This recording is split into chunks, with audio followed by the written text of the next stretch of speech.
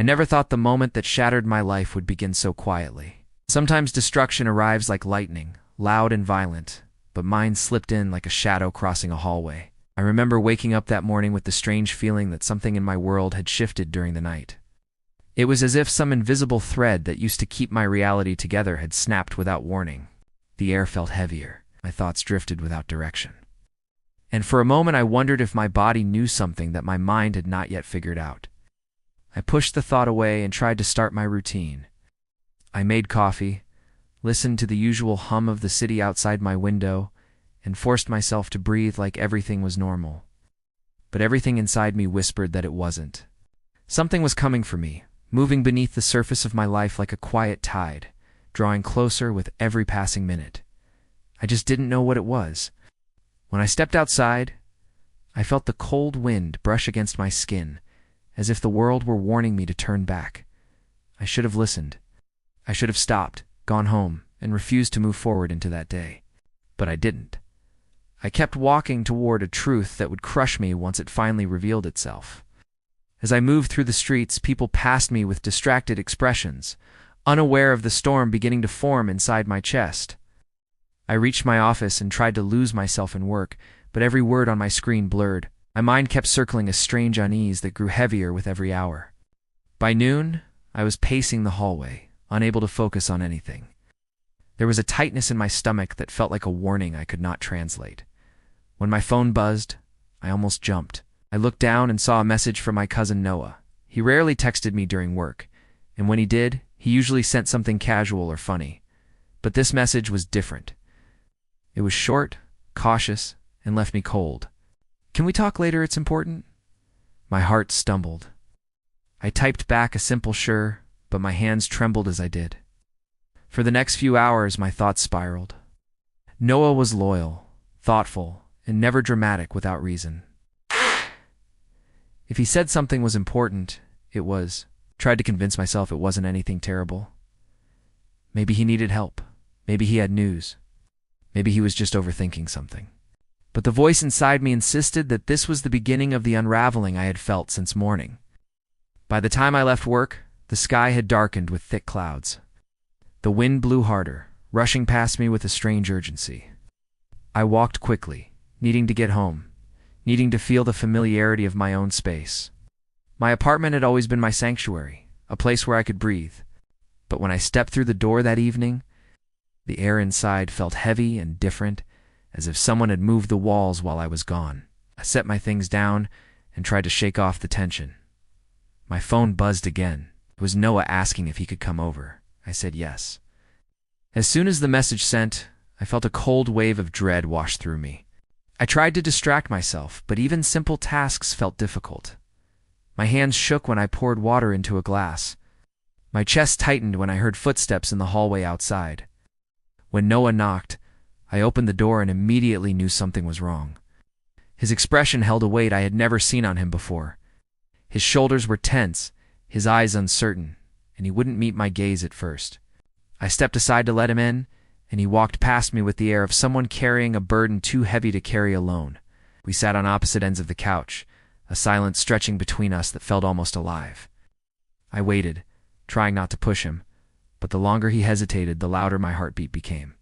Finally, he exhaled, and the sound was shaky, like he had spent hours trying to gather the courage for whatever he was about to say. He looked at me with eyes full of worry and guilt. "I don't know how to tell you this," he said softly. My stomach dropped. My entire body went cold. "Just say it," I whispered. He hesitated again, and the pause stretched into something unbearable. I felt the room tilt slightly, as if preparing me for the moment my world would crack open. "It's about people close to you," he said. "People you trust. People you shouldn't have to question." I could barely breathe. My mind jumped to dozens of possibilities, each worse than the last, but none came close to the truth he finally confessed.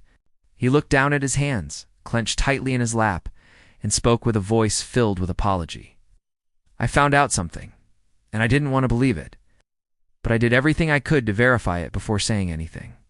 "You deserve to know the truth." My pulse pounded in my ears. My throat felt dry, my voice trapped somewhere behind fear.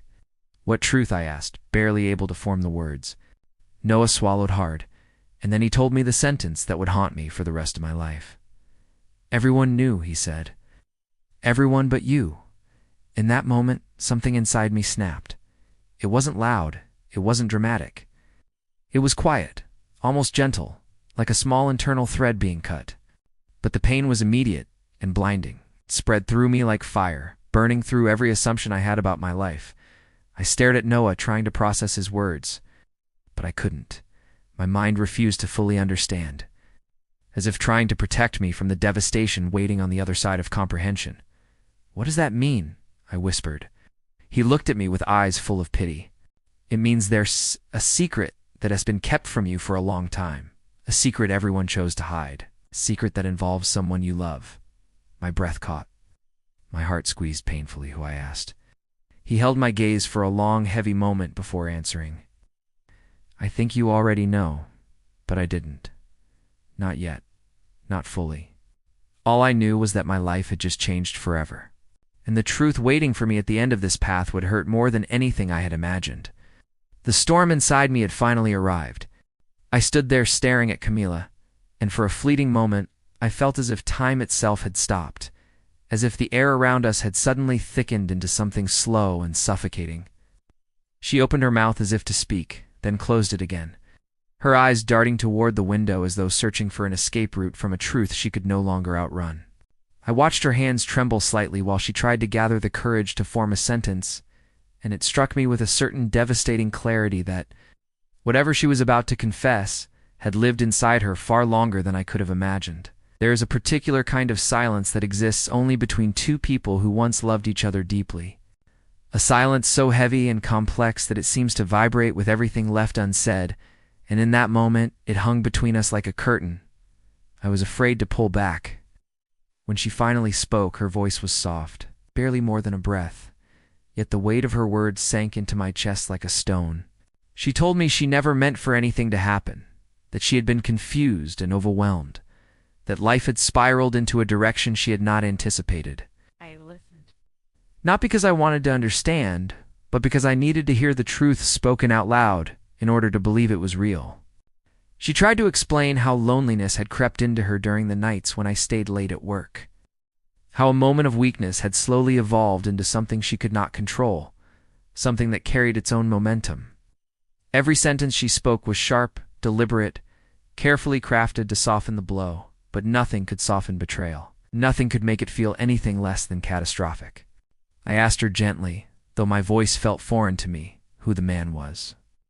She hesitated, her eyes filling with a kind of dread that made the room feel even smaller. She whispered a name, and the moment it reached my ears, something inside me broke with a clean, brutal sound. It was someone I knew well.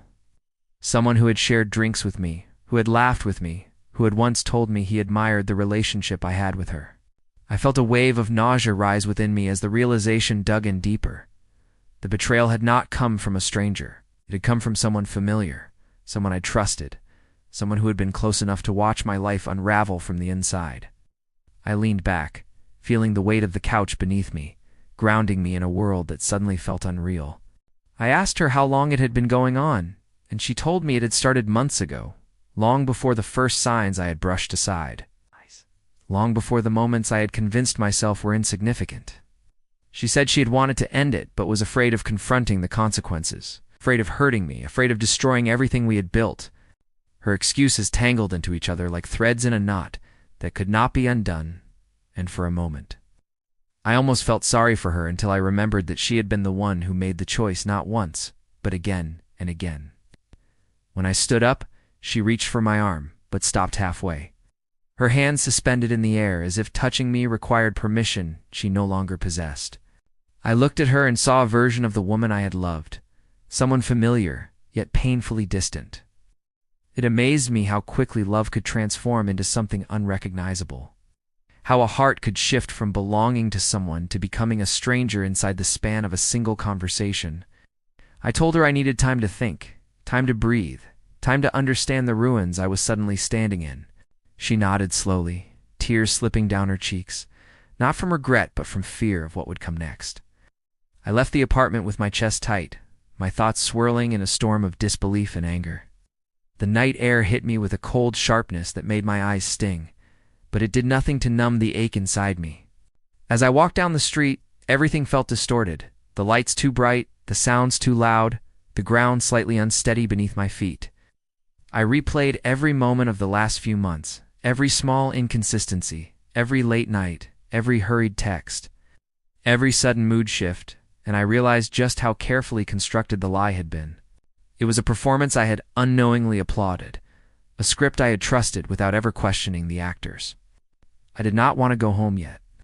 The walls there would only echo the memory of her voice, the shape of her silhouette, the warmth of her presence that now felt like a ghost. So I walked without direction, my hands stuffed into my pockets as if trying to hold myself together. I found a bench near the river and sat down, watching the water move slowly beneath the pale glow of the streetlights.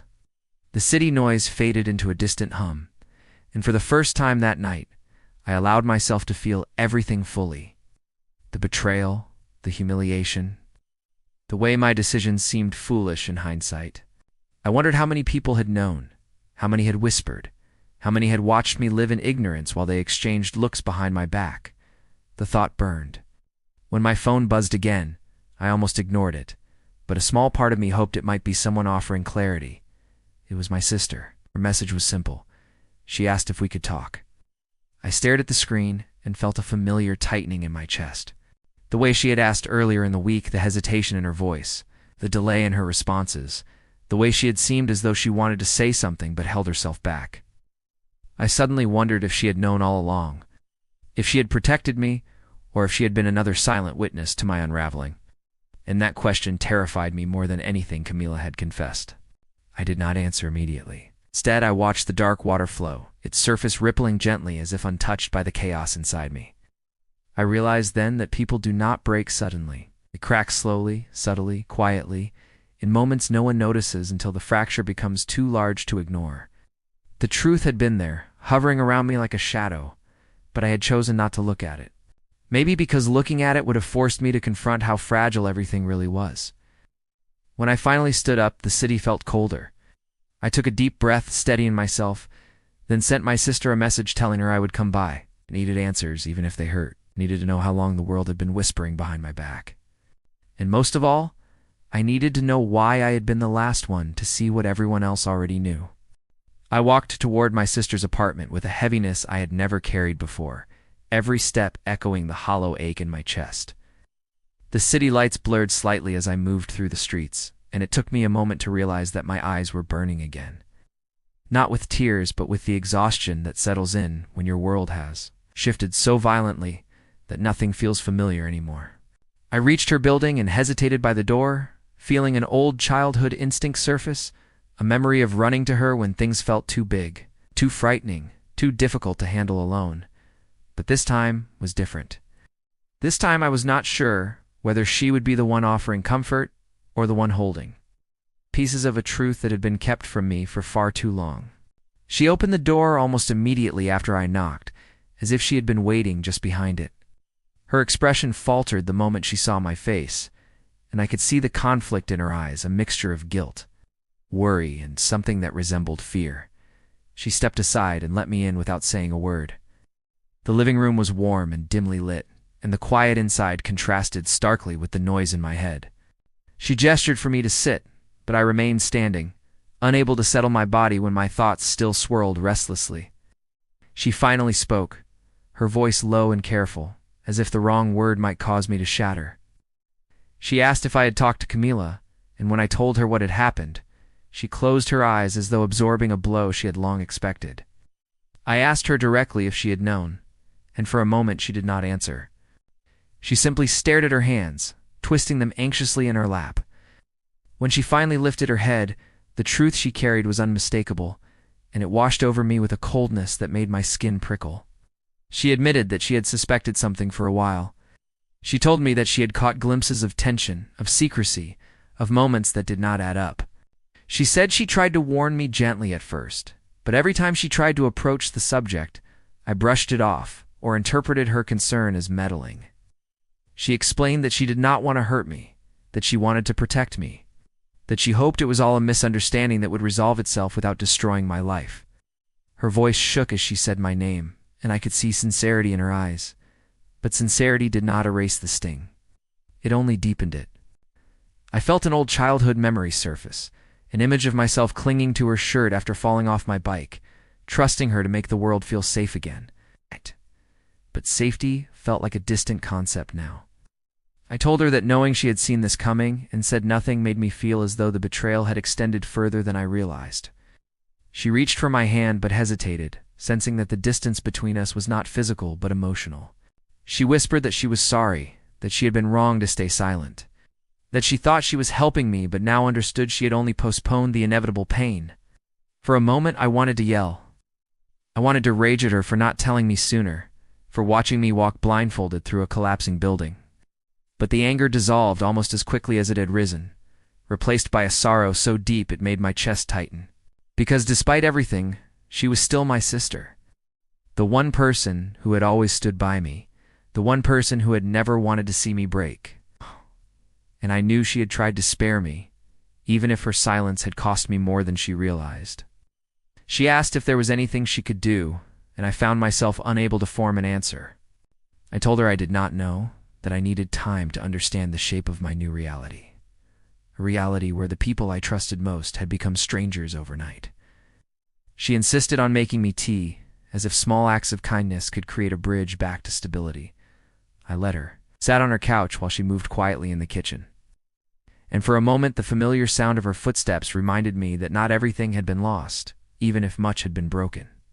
When she returned with 2 cups, the warmth of the cup in my hands grounded me. She sat beside me but left enough space for me to breathe. She asked gently if I planned to confront the man Camila had been involved with, and the thought alone made something dark twist inside me. I told her I did not trust myself with that decision yet. I hated him, of course I did, but at the same time, I knew the confrontation would only entangle me deeper into a mess that had already consumed too much of my energy. I told her I needed to choose carefully what came next, because if I acted impulsively, I might create damage that could not be undone. She nodded slowly and told me something that struck me deeply. She said that sometimes the most painful truths do not come to ruin us, but to remove us from something that was already destroying us quietly. I wanted to believe her. I wanted to believe that losing Camila was not the end of something but the beginning of something else. But beginnings require strength, and at that moment I felt anything but strong. I stayed at my sister's place for a couple of hours, talking about memories, about small things that pulled me away from the heaviness for just a moment. But as the night grew deeper, I knew I could not avoid returning to my own home forever. I hugged her before leaving, and the way she held on to me made me realize how much she had been hurting for me long before I knew the truth. I forgave her silently, not because her silence had been harmless, but because I understood it came from love, even if it had taken the wrong shape. The walk home felt long. When I finally stepped inside my apartment, the scent of Camila still lingered in the air. Faint, but unmistakable, like a ghost wandering through each room. I stood in the middle of the living room and felt the emptiness wrap around me. This was the space where we had laughed, argued, planned our future, shared countless nights. Now it felt unfamiliar, as if I were visiting someone else's life.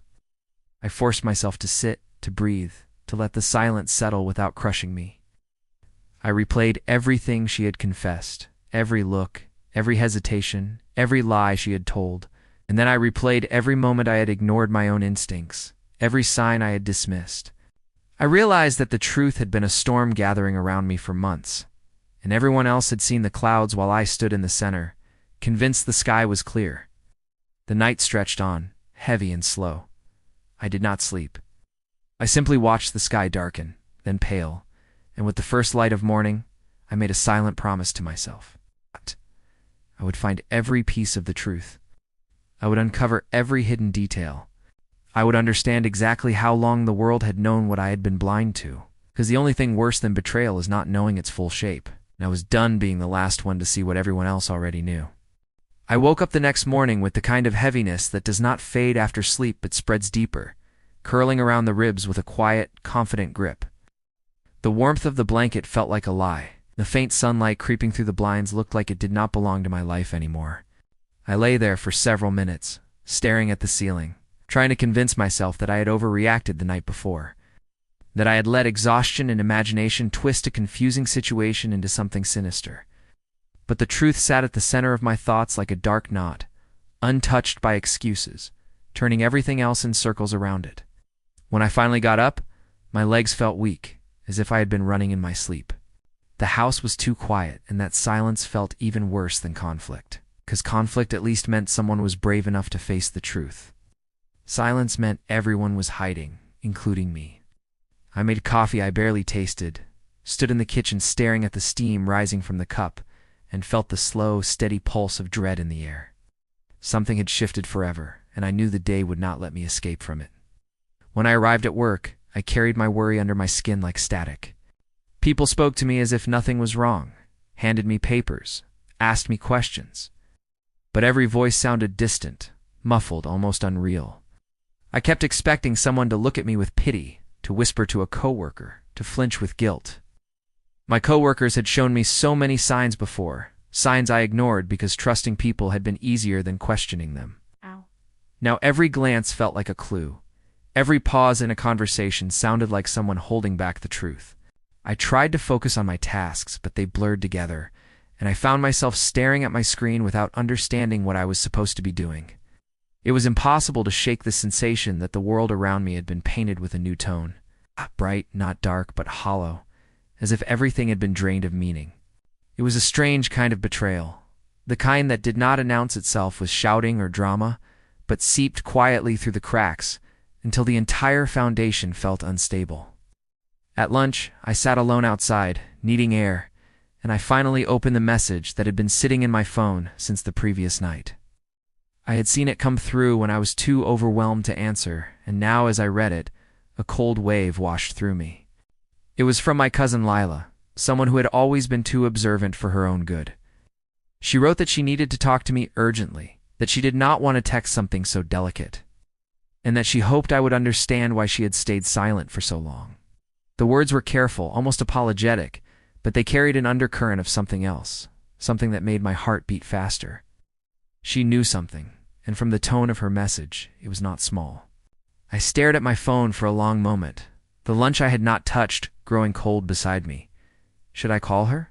Should I wait? Should I run from the truth a little longer? But running would only stretch the agony, so I typed a simple question, asking if she was free to talk, and she responded immediately, almost as if she had been waiting with the phone in her hands. We agreed to meet after work at a small cafe near her office. The hours between that moment and the end of my shift dragged on with cruel slowness, every minute twisting tighter inside my chest. When I finally walked into the cafe, the world outside was dim, the sky heavy with the kind of clouds that hold back rain until the air feels thick with anticipation. Leela sat in the corner, hands wrapped around a mug even though she was not drinking from it. When she saw me, her expression softened into the kind of sympathy that made my stomach drop. She waited for me to sit, took a breath like she was steadying herself. And suddenly I knew, deep in my bones, that whatever she was about to tell me would change everything I thought I knew. She started slowly, choosing every word as if it could break me. She said she had always liked my husband but never trusted him, not entirely. She said she had noticed things long before I had, little patterns, strange exchanges, moments that felt wrong, even when she could not explain why. She told me she had walked into a situation once that she still regretted not telling me about, a moment when she had seen my friends look at each other with panic when I entered a room, a moment when the air had shifted with guilt. She described conversations she had overheard, jokes that had felt too pointed, a tone in their voices when they spoke about me, as if they were protecting me from something rather than simply talking. And as she spoke, pieces I had ignored began slotting cruelly into place. Then her voice went quieter. She told me that the woman I should be looking at was someone I had never suspected. Not a stranger, not a coworker, not someone who had drifted into my life recently. She said her name softly, almost apologetically. It was someone who had been part of my life for years, someone who had eaten at my table, celebrated birthdays with me, confided in me, laughed with me. The name hit me like a blow. Cafe felt too small, the air too thin. I gripped the edge of the table to ground myself as the truth rearranged everything inside me. I asked her how long she had known, and her eyes filled with guilt. She said she was not certain at first, that she had seen hints and looks and small gestures that could have meant nothing, but over time they grew too consistent to ignore. She said she had tried to convince herself she was imagining things, because telling me something like that without proof felt cruel. And when she finally felt sure, she did not know how to say it. She was terrified I would think she was stirring trouble, jealous, or petty. Her voice cracked when she said she was sorry. Sorry for waiting. Sorry for staying quiet. Sorry for letting me walk blindly into a story where everyone seemed to know the ending except me. I left the cafe with my thoughts in fragments, the world around me buzzing with a distant hum that did not match the chaos in my mind. The sky finally opened, rain falling in cold sheets that soaked my clothes within seconds. I walked without caring where I was going, letting the rain cling to my skin like a reminder that I was still alive, still standing, still capable of feeling something, even as everything inside me crumbled. I felt betrayed, humiliated, furious, but beneath all that was a deeper ache. The ache of realizing that trust, once broken, does not fall apart cleanly, but shatters in a mess of sharp edges. When I finally reached home, the house felt different, as if the walls themselves were holding secrets. I stood in the hallway, dripping rainwater onto the floor, and looked at the photographs on the wall. Smiling faces, celebrations, moments that had seemed real at the time. Now they felt like artifacts of a life I no longer recognized. I touched one of the frames, my hand trembling, and for the first time, I allowed myself to wonder if the past I treasured had been genuine, or if it had been carefully orchestrated to keep me blind. As I stood there, a quiet certainty settled over me. I could no longer accept half-truths, excuses, or silence.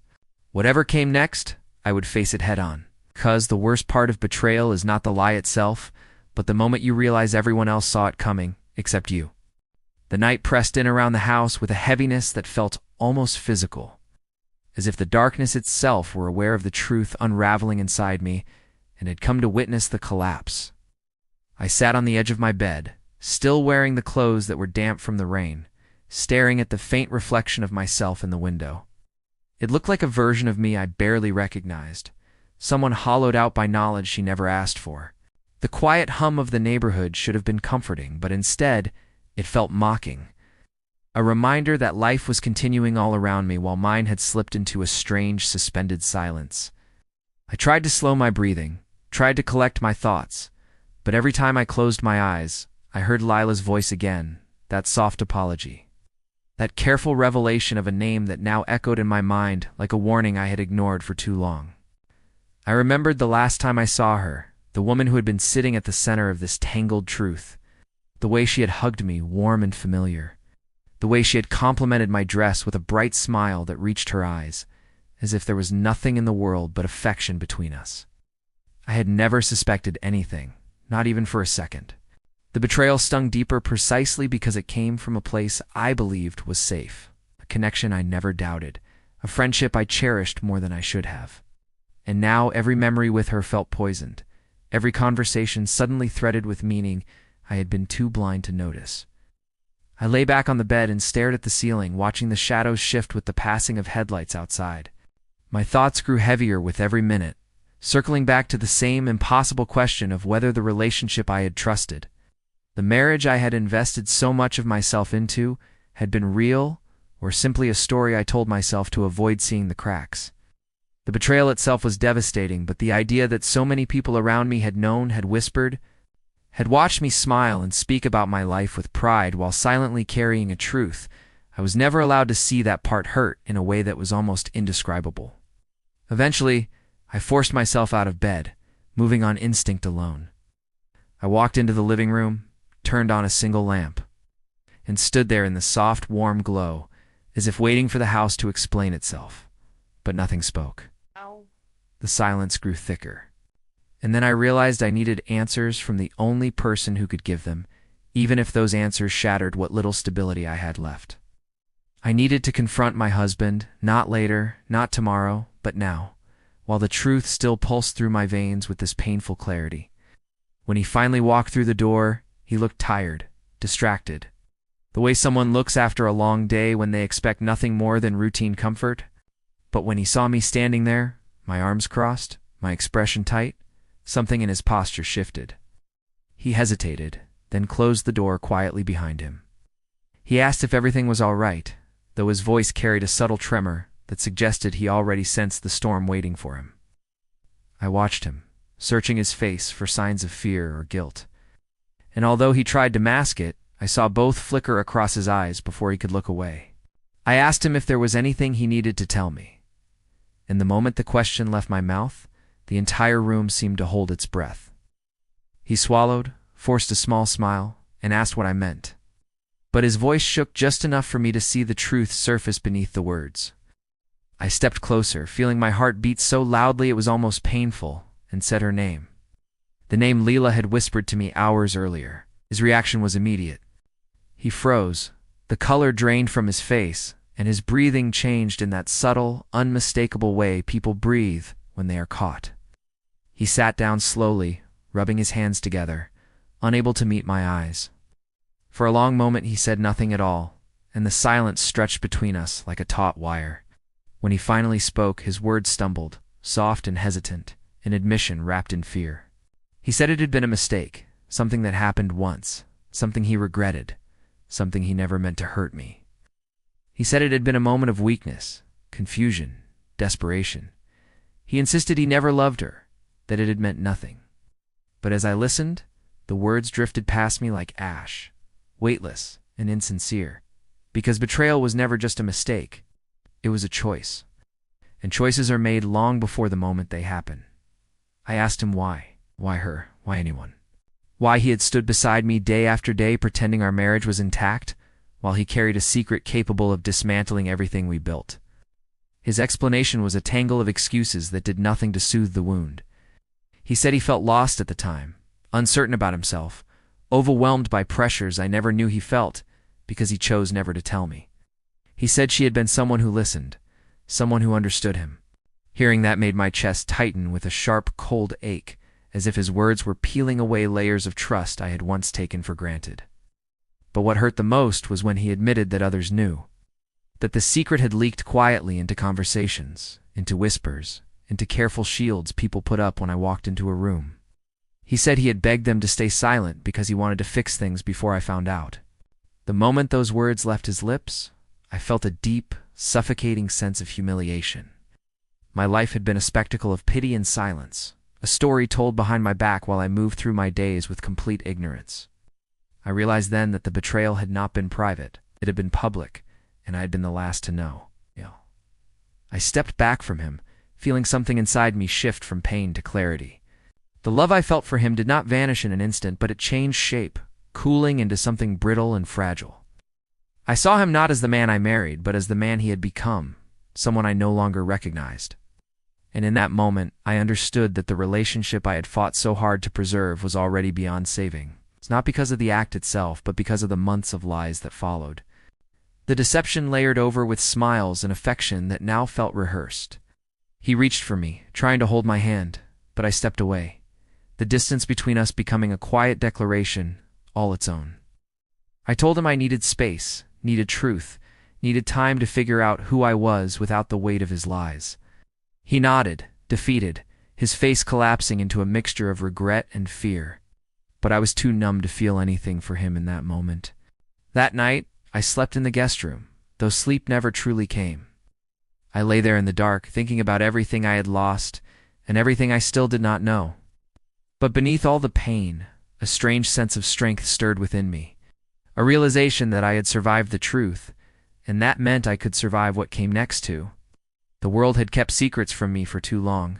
Now it was my turn to decide what I wanted to do with the truth. The next morning arrived not with clarity, but with a strange emotional numbness.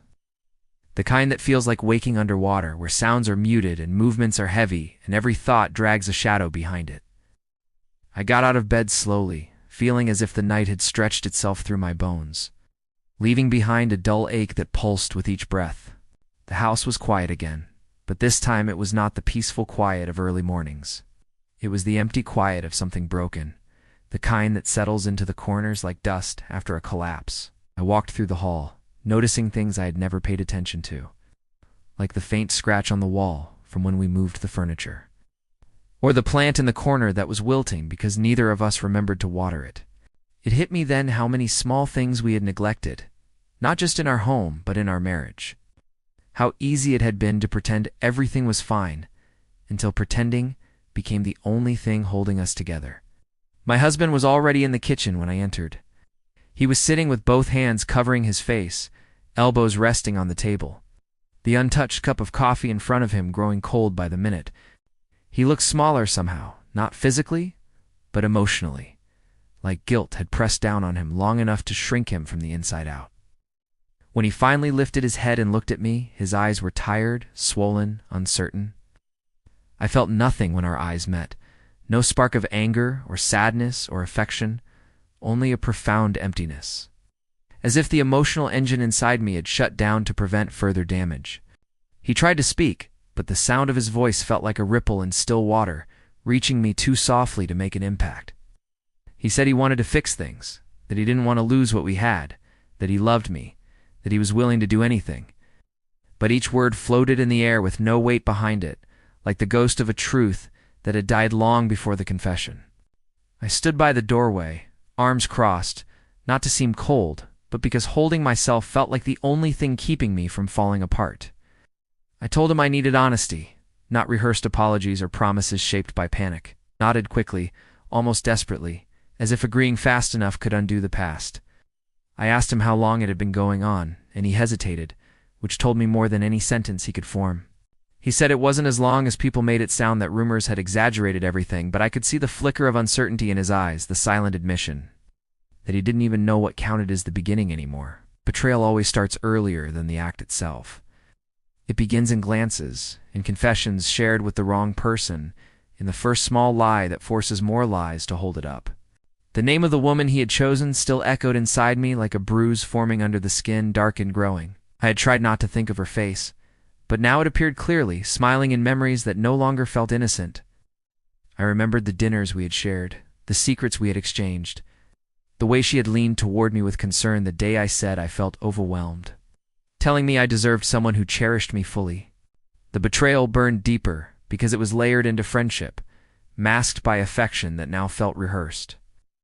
And the worst part was knowing she had seen me countless times after it happened, had listened to me speak, had hugged me, all while holding a truth that would have shattered me on the spot.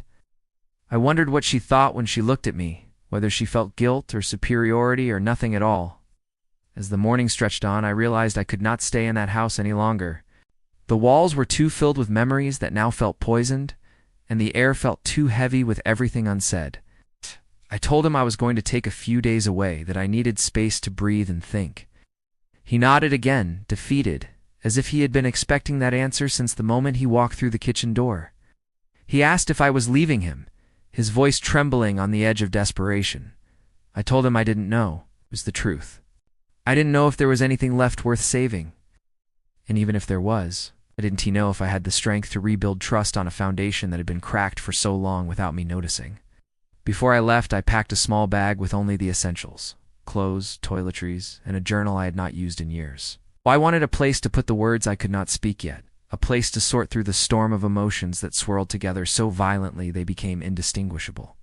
When I walked to the door, my husband moved toward me as if to hug me, but he stopped halfway, realizing I was not ready for any form of closeness.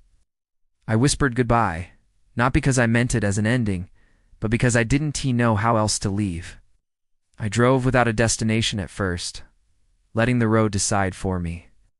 Eventually, I ended up near the edge of town, in a small lakeside inn I had passed countless times without ever noticing. It was quiet, tucked between tall trees, whose branches swayed in the cool breeze. The lake stretched out before it, dark and reflective like a sheet of glass that held the sky in its surface. I checked into a room that smelled faintly of cedar and fresh linen, and as soon as I closed the door behind me, I felt something inside me loosen, as if distance itself had allowed me to exhale for the first time in days. I sat on the bed and let the silence settle around me, but this silence was different. It did not carry guilt or fear or tension. It was simply space, open and undemanding, allowing me to listen to my own thoughts without the weight of someone else's presence pressing on them. I opened my journal and wrote without stopping, pouring out everything I had held back. Every question, every fear, every moment that still felt sharp. I wrote until my hand ached and my breathing steadied, and somehow, through the act of shaping words, I began to understand the depth of my hurt and the strength still buried beneath it. Late in the afternoon, I walked to the lake shore, letting the cool air soothe the burning behind my eyes. The water rippled gently, and the sky was beginning to turn a soft gray that promised rain, but not the violent kind, just a quiet drizzle that seemed to match the melancholy inside me. I stood there for a long time, listening to the whisper of the wind through the trees, and realized that healing would not come quickly or neatly. It would require patience, honesty, and a level of courage I wasn't sure I possessed yet. But I also knew that staying in pain was no longer an option. Something inside me had shifted, awakened, sharpened. As the first drops of rain touched my skin, I whispered a truth I had been afraid to admit, even to myself. I deserved more than secrets. I deserved more than half-truths and quiet betrayals. And for the first time in a long while, I believed it. I turned back toward the inn, feeling a steady resolve begin to rise within me. I didn't know what tomorrow would bring, or whether my marriage would survive, or whether forgiveness was even possible. But I knew one thing with absolute certainty. The world would no longer decide for me. I would shape my own truth now, not the truth everyone else had hidden from me. For once, the story was mine to write. I woke up early the next morning to the soft rustling of leaves outside my window, the gentle kind of sound that slips into consciousness before the rest of the world has fully stirred. For a moment, I forgot where I was. The simple scent of the inn's clean sheets, the muted light slipping through the curtains. The calm that hung in the air made me think I was back home in a life that had not yet cracked open. But then memory returned in a slow, heavy wave, settling over me with the familiar weight I had tried so hard to escape. I sat up, running a hand through my hair, feeling the slight chill that came from the early morning air drifting through the slightly opened window.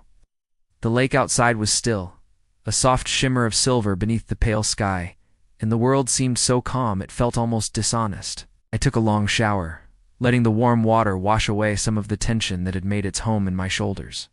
I stayed under the spray longer than necessary, hoping for clarity or answers, or maybe just a moment of empty thought. But of course, clarity doesn't arrive on command, especially not when the heart is still adjusting to a new shape. When I finally stepped out, wrapped in a towel, I caught my reflection in the mirror.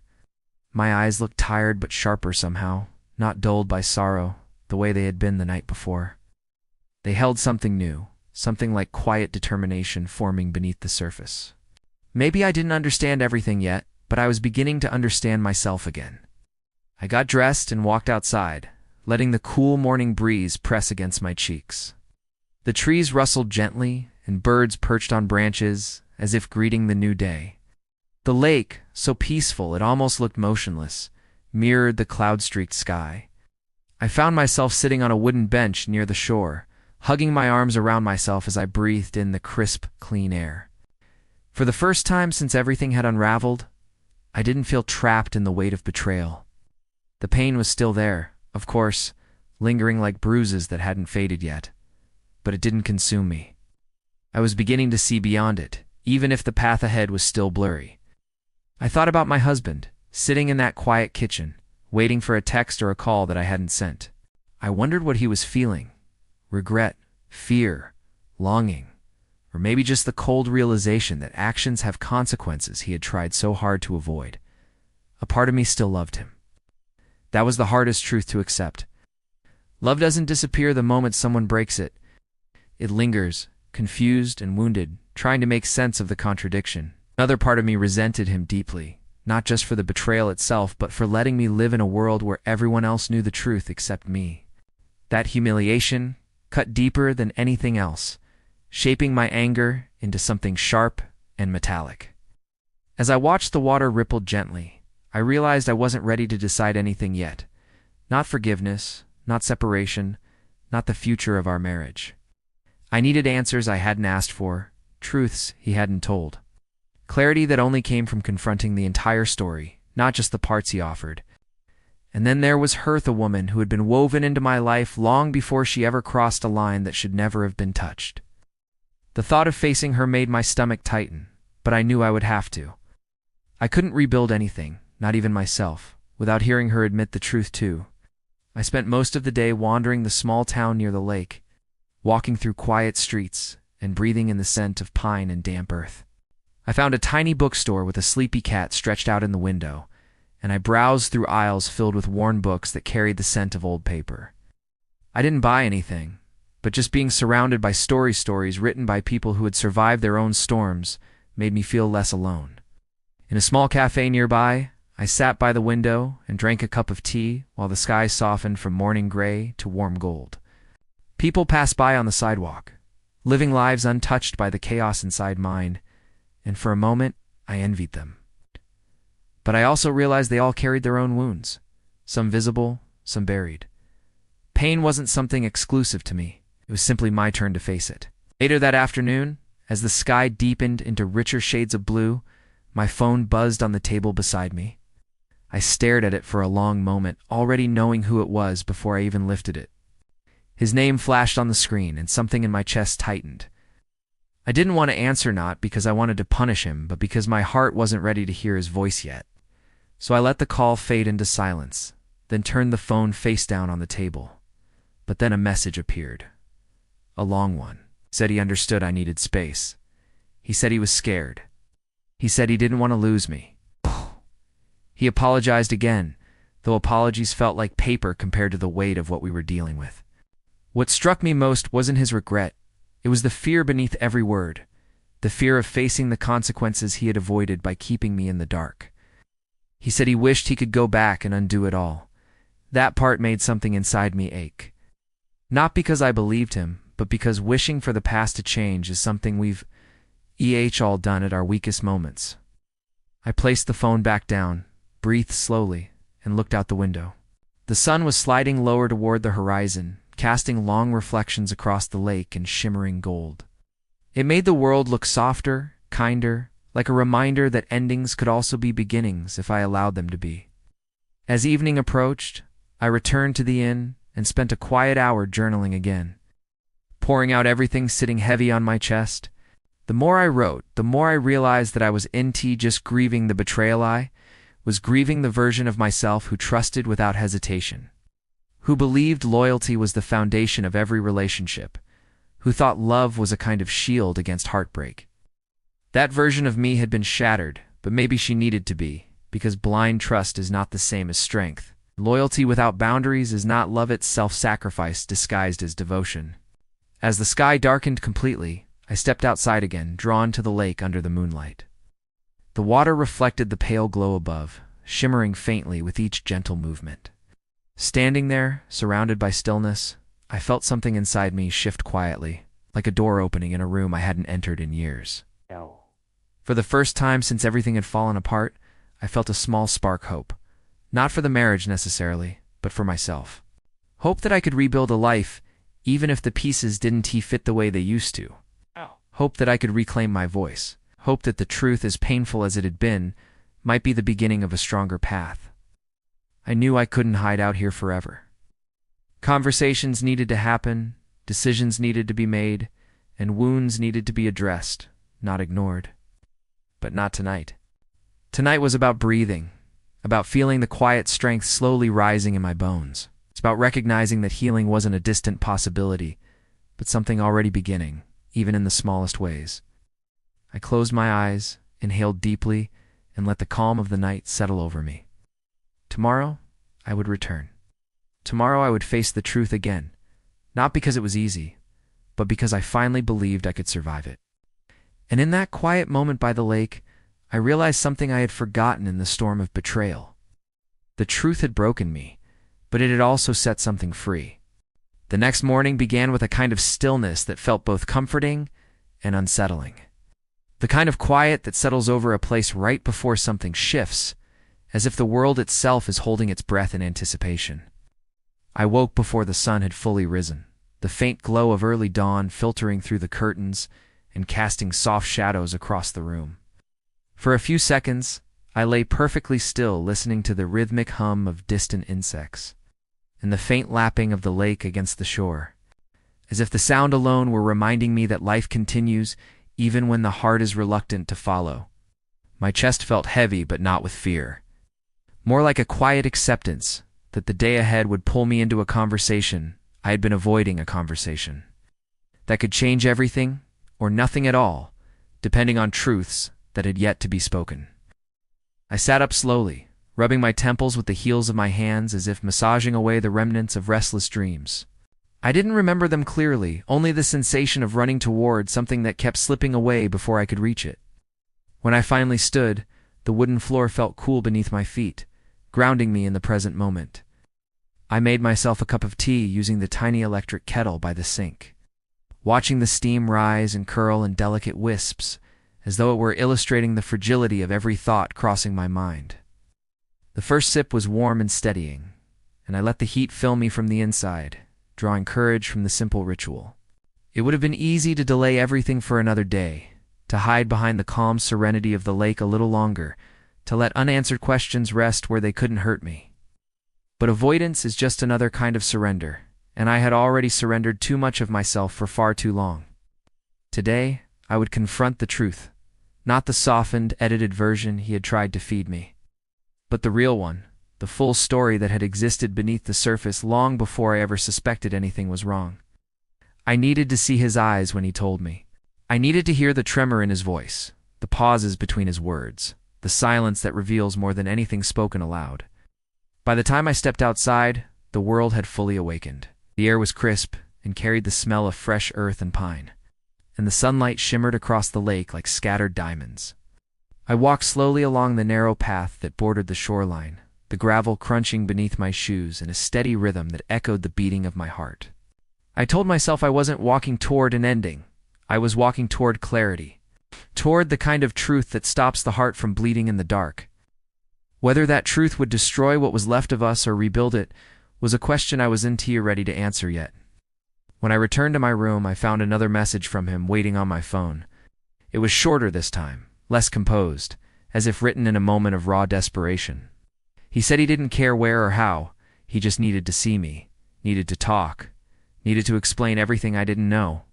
He said he would drive to the lake town if I allowed it. I stared at the screen for a long time, my thumb hovering over the keyboard as if the decision itself weighed more than it should. A tiny part of me wanted to say no, wanted to hold on to the temporary peace I had found here.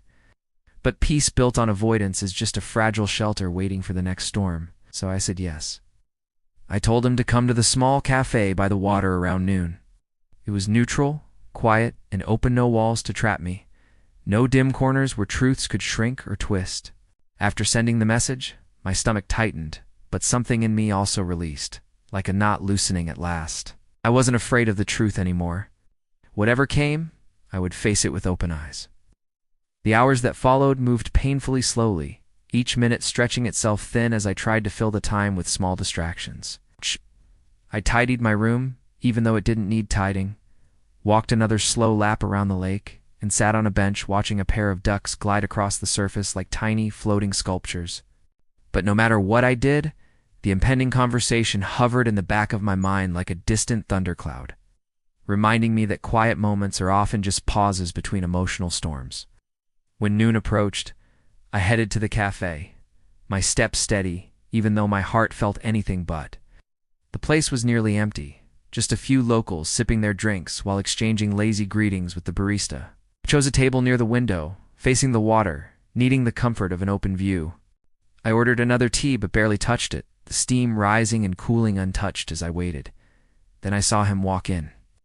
He looked smaller than I remembered, not physically, but in the way guilt and fear shrank a person from the inside out. His shoulders were slumped, his eyes tired. His movements hesitant, as if approaching me required a kind of courage he was indeed sure he possessed.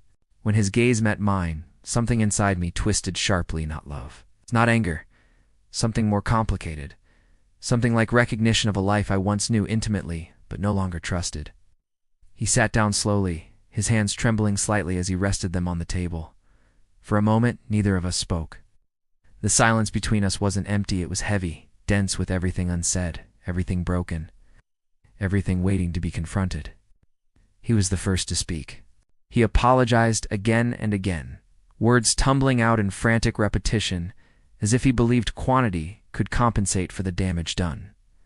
But I lifted a hand gently, stopping him.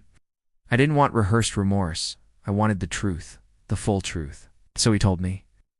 The story unfolded slowly, painfully, piece by piece. The friendship that blurred into something else long before he admitted it to himself, the moments he dismissed as harmless until they weren't. The lies he told me, the lies he told himself, the excuses he built until the truth was buried too deep to reach without tearing everything open. He spoke about fear of losing me, fear of facing himself, fear of watching our life crumble from a mistake he couldn't undo. He said he had convinced himself that if I never found out, the damage wasn't real. Hearing that hurt more than the betrayal itself because it revealed not just the act, but the cowardice behind it. At one point, he broke down not dramatically, not theatrically, but in a quiet, shattered way that reminded me of the man I once believed was unshakable. And that was the moment I felt my anger shift. Not disappear, not softened, just shift. I saw him not as a villain, but as a deeply flawed man who had made a series of selfish choices that led to the destruction of the very thing he was trying to protect. When he finished, I took a long breath. I didn't yell. I didn't cry. I didn't reach across the table to hold his hand either.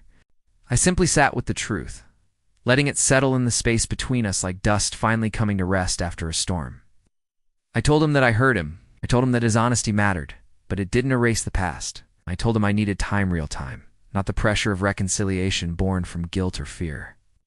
We talked for hours, not about repair or forgiveness, but about reality, about what love becomes after trust is broken, about how the truth is sometimes the only thing that stands between total destruction and the possibility of rebuilding, even if rebuilding doesn't mean staying together. When it was finally over, he walked me back toward the lake, stopping a few feet from the shoreline. He asked if there was hope. I didn't lie. And for the first time since everything began, he accepted that answer without pushing, without pleading, without trying to shape my feelings into something easier for him to bear. When he drove away, I stood by the water for a long time, watching the ripples shimmer under the late afternoon sun. I felt drained but strangely lighter, as if speaking the truth aloud had made the weight more manageable.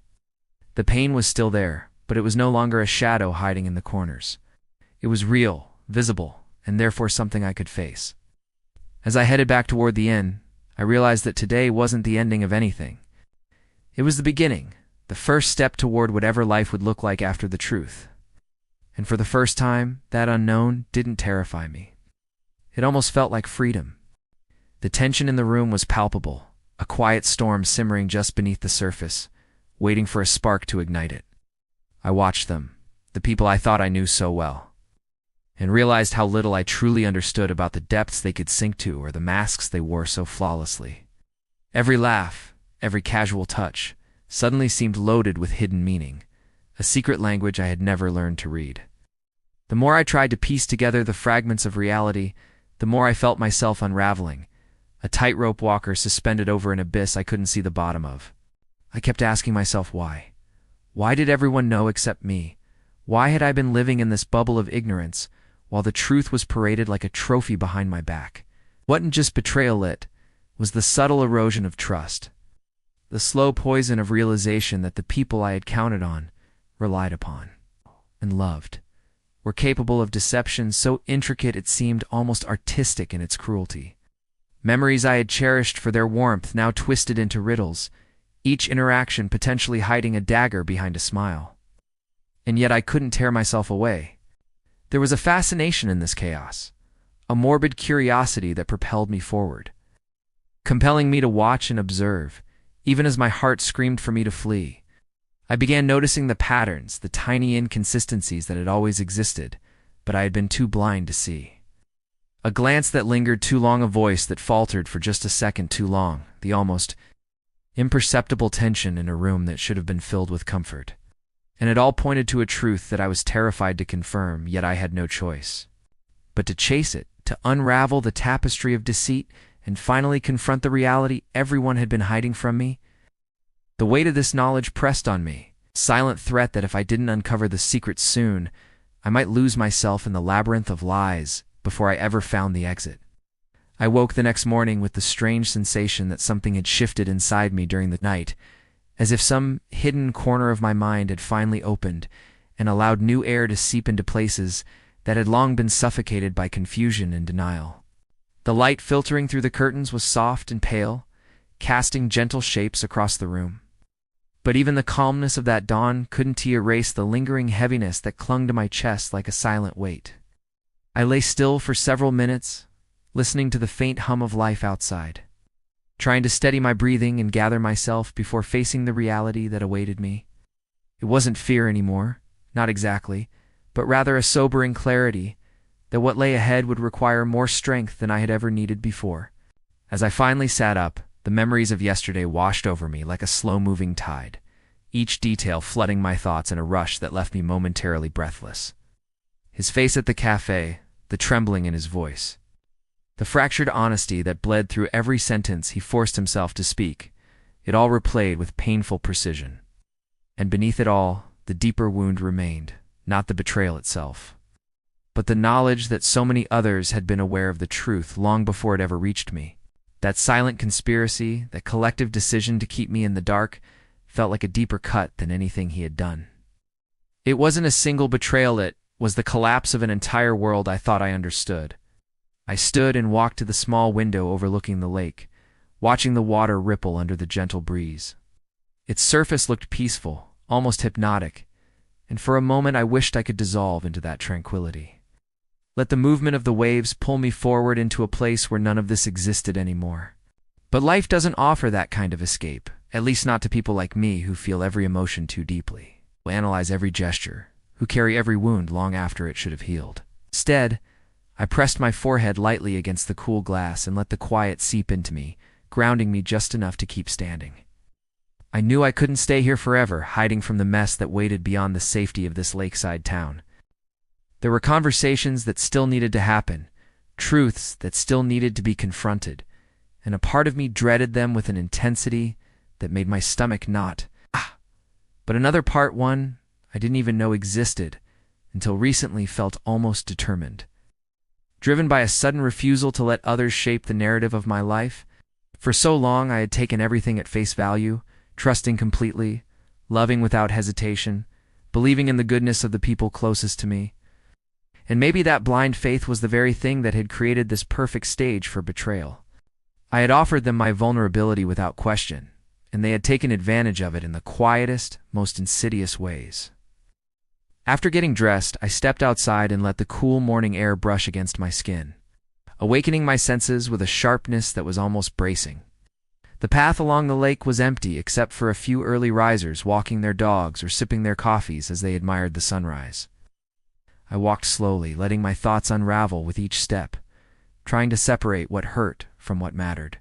Anger still simmered somewhere deep inside me, but it was no longer the blinding, chaotic kind that had consumed me when the truth first emerged. Now it was quieter, more controlled, the kind of anger that sharpens rather than destroys. When my phone buzzed in my pocket, I stopped walking and hesitated before pulling it out, as if bracing myself for whatever waited on the screen. It was a message from someone I hadn't expected to hear from so soon, someone who had contributed to the web of silence. Someone who had known the truth all along, yet chosen to keep it from me under the guise of protecting me. Seeing their name made my pulse quicken, not from fear, but from a sudden surge of cold clarity. They wanted to talk. They wanted to explain. They wanted to ease their guilt, probably to relieve themselves of the discomfort that comes from being exposed as a coward.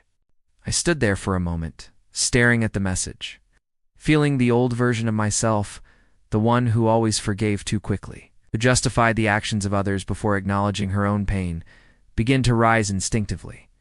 But I stopped her. I stopped myself. I realized I wasn't obligated to make anyone feel better for what they had done. I didn't owe them my understanding. If anything, they owed me something far greater than apologies. They owed me the truth they had stolen from me. But I wasn't ready to meet them. Not yet.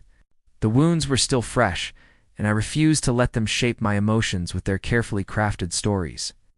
So I slipped the phone back into my pocket and continued walking, letting the decision settle inside me like a newly planted seed. For the first time in a long time, I was choosing myself over the comfort of others. When I returned to the inn, my mind was clearer, strangely steady. I sat at the small desk by the window and opened my journal, feeling an unexpected urge to write, not to document what had happened, but to make sense of it. The words flowed easily, almost too easily, spilling from me in long, tangled sentences that felt raw but honest. I wrote about trust and betrayal, about the lies told in silence, about the pain of discovering you were the only one living in a false version of your own life. I wrote until my hand began to ache, but I didn't stop. There was something therapeutic in pouring everything onto the page, as if giving the chaos a container kept it from devouring me entirely. By midday, I closed the journal and leaned back in the chair, feeling an odd sense of relief settle over me. I still didn't know what the future held or what decisions I would ultimately make, but the storm inside me wasn't as violent as it had been before. I was beginning to understand that healing doesn't happen all at once. It comes in waves, sometimes gentle, sometimes overwhelming, but always moving forward. That evening, as the sun dipped behind the trees and cast a golden glow across the lake, I found myself standing on the shoreline again, watching the sky melt from orange to pink to a soft, bruised purple. The beauty of it was almost painful, reminding me of how much wonder still existed in the world despite everything that felt broken. For a moment I closed my eyes and let the breeze wrap around me like a quiet embrace, and I realized that even though the truth had shattered the life I once knew, it had also given me something I had lost long before the lies began. Myself. I didn't sleep much that night, not because I was restless or plagued by nightmares, but because my mind had shifted into a strangely alert state, hovering somewhere between exhaustion and clarity, like standing beneath a night sky so vast and silent that it forces you to confront the weight of your own thoughts. I lay awake for hours, staring at the faint outline of the ceiling, listening to the quiet drip of the faucet in the bathroom and the distant hum of a passing boat on the lake. It wasn't anxiety, it was awareness, a heightened sensitivity to everything inside me and around me, as if I were slowly waking up from a long emotional hibernation. By the time the first hint of morning light touched the edge of the curtains, I turned onto my side and exhaled a breath I didn't realize I had been holding.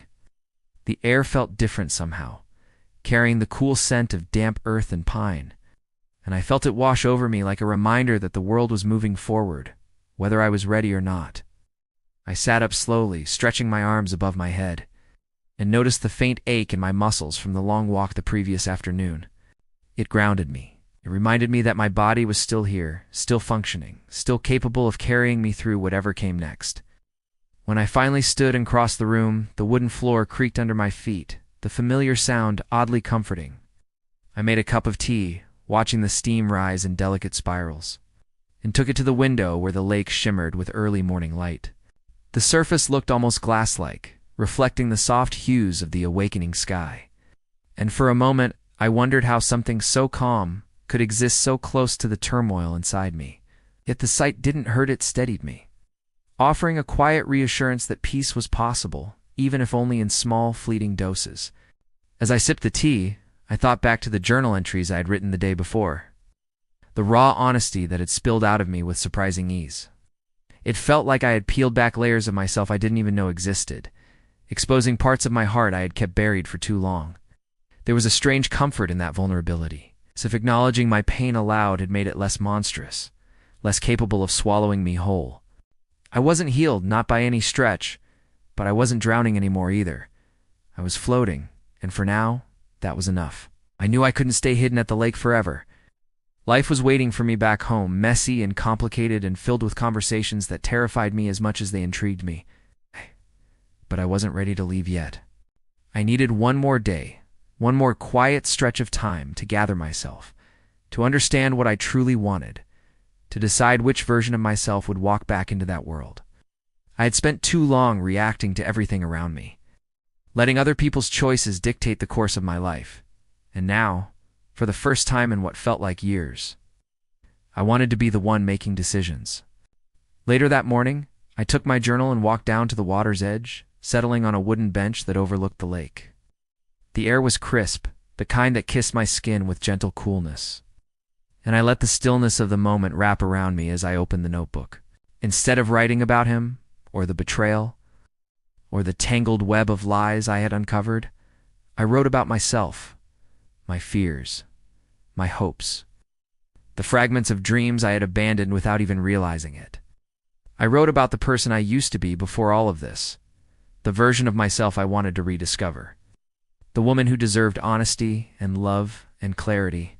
Hours passed without me noticing, the sun climbing higher in the sky as page after page filled with thoughts I had never dared to voice. And when I finally closed the journal, my hands sore from writing, I felt a shift inside me, not a dramatic change, but a subtle realignment, like something had clicked into place after being misaligned for far too long. I felt lighter, stronger, more certain of the person I wanted to become. It was then that my phone buzzed again. I let it sit in the grass beside me, vibrating softly against the earth, as if demanding my attention while I deliberately refused to give it. When I finally picked it up, I saw another message, this time from someone else entirely. Someone whose absence had been as loud as their silence. They wanted to talk. They wanted to see me. They wanted to explain their part in everything that had unfolded behind my back. For a moment, anger flickered through me, sharp and immediate, reminding me of the betrayal that still throbbed beneath the surface. But the feeling didn't consume me the way it once had. Instead, it sharpened my thoughts, focusing my mind with surprising precision. I realized then that I wasn't afraid of facing them, not anymore. I wasn't afraid of their excuses or their explanations or the guilt they wanted to unload onto me. If anything, I was curious. Not because I needed closure from them, but because I needed to hear the truth for myself, to understand the full scope of the deception I had been unknowingly living in. But I didn't respond. Instead, I slipped the phone back into my pocket and walked along the shore until the sun began to dip lower in the sky, casting long shadows across the ground. With each step, I felt myself growing steadier, more rooted in the person I was becoming. I wasn't the same woman who had arrived at this lake days ago, shaken and lost and desperate for answers. I was someone new, someone who had survived the truth, faced it, absorbed it, and still found the strength to stand. By the time I returned to the inn, the sky had darkened into a deep blue, and the stars were beginning to appear, scattered across the horizon like tiny flickers of hope. I sat on the small porch outside my room, wrapping a blanket around my shoulders as I gazed up at the night. The world felt quiet again, but not the suffocating quiet that comes from holding back tears or suppressing emotions. It was the kind of quiet that invites reflection. It's the kind that signals a turning point, even if you can yet see where the path leads. In that stillness, I understood something I hadn't been able to accept before. I didn't need every apology, didn't need every explanation, didn't need everyone to finally tell me the truth. Because the truth already existed inside me, shaped by everything I had seen, heard, and felt. I didn't need permission to move forward. I didn't need validation to feel hurt or betrayed. And I didn't need anyone's guidance to take the next step. The only thing I needed was courage.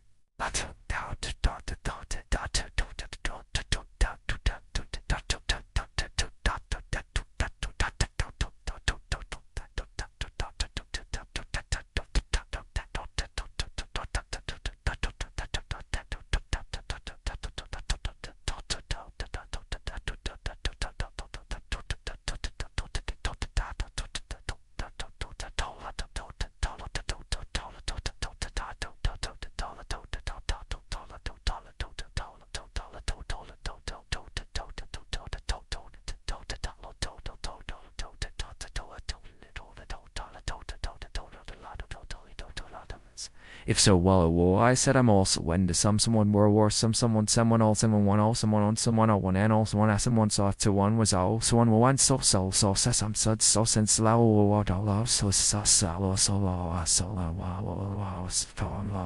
Tomorrow, I would decide what came next. Tomorrow, I would stop surviving and start living again. The next morning greeted me with a heavy gray sky. The kind that feels like the world is holding back tears, waiting for the right moment to release everything it has been carrying. The air was thick and cool, a sharp contrast to the warm glow of the past few days. And for a moment I wondered if the shift in weather was trying to mirror the shift in me. I stood by the window, staring at the faint mist hovering over the lake, and felt a strange steadiness blooming inside my chest, a quiet determination that made my breathing slow and deep. Today wasn't a day for hiding or avoiding. Today I needed to take the first real step toward whatever version of myself existed beyond this place. I got dressed slowly, choosing clothes that felt comfortable rather than presentable, and tied my hair back with the kind of careless ease that comes from finally letting yourself breathe without worrying how it looks to others. When I stepped outside, the wind brushed against my face with a soft bite, carrying the scent of rain and earth as the clouds thickened overhead. The lake was restless, its surface rippling in uneven waves, and the trees swayed with a stubborn persistence that felt oddly encouraging, almost as if the world was reminding me that everything bends before it breaks, and sometimes bending is the bravest thing you can do. I walked along the shoreline again, but this time each step felt more deliberate, more grounded, as though the earth itself was urging me to keep moving forward. My phone buzzed in my pocket, the sharp vibration cutting through the quiet morning. I didn't check it immediately. Instead, I kept my gaze on the water, watching the patterns change with each gust of wind, letting the rhythm settle into my mind. When I finally pulled the phone out, I saw another message from the same person who had reached out yesterday, the one whose silence had been its own form of betrayal. They wanted to meet. They wanted to talk. They wanted, in their own way, to rewrite a story they had helped twist. For a long moment, I stared at the message, feeling an unexpected calm settle through me. I remembered all the times I had given people the benefit of the doubt, all the times I had softened my own edges to protect someone else's comfort, all the times I had prioritized their guilt over my own pain. But I wasn't that person anymore. I had grown sharper, steadier, more aware of how much damage silence could cause. And while a part of me knew that meeting them might reopen wounds, I had only just begun to close. Another part of me understood that facing them could also bring a clarity I couldn't find alone. So I said yes.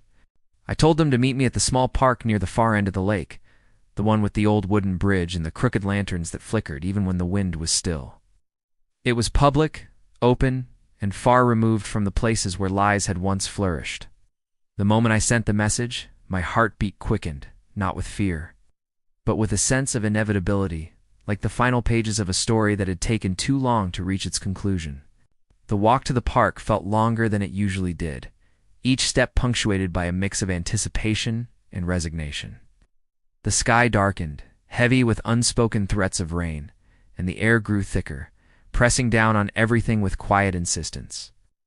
When I reached the small clearing near the bridge, I sat on the edge of a worn wooden bench, the planks cool beneath my hands. I took a slow breath and tried to prepare myself for whatever version of the truth I would hear. I didn't have to wait long. They approached with hesitance written in every line of their body, shoulders tense, gaze shifting between the ground and the lake, as though unsure where to rest. When they finally stood in front of me, they looked smaller than I remembered, diminished not by time but by the weight of everything they had kept hidden. For several seconds, neither of us spoke. The silence wasn't hostile, it was heavy, dense with everything that had been left unsaid for far too long. When they finally opened their mouth to speak, their voice trembled slightly, betraying the composure they were struggling to maintain. They apologized first, not in a rehearsed or dramatic way, but in a low, almost fragile tone that felt strangely honest. They admitted that they had known the truth long before I did. They admitted that they had stayed quiet out of fear, out of misplaced loyalty, out of a misguided desire to avoid complicating things further. They admitted that they had convinced themselves that silence was protection, not betrayal. Listening to them was like listening to a story told through a cracked mirror, everything distorted. Everything divided between what was said and what was never addressed.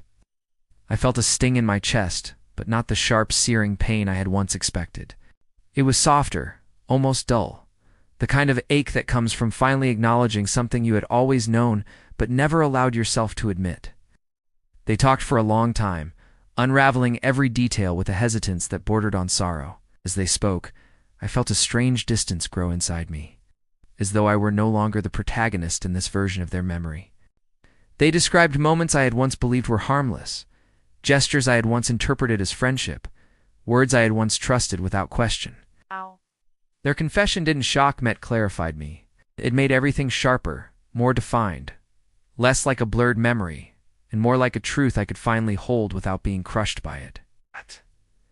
When they finished, they waited for my reaction with a kind of hopeful dread, as if desperate for forgiveness, yet terrified to ask for it.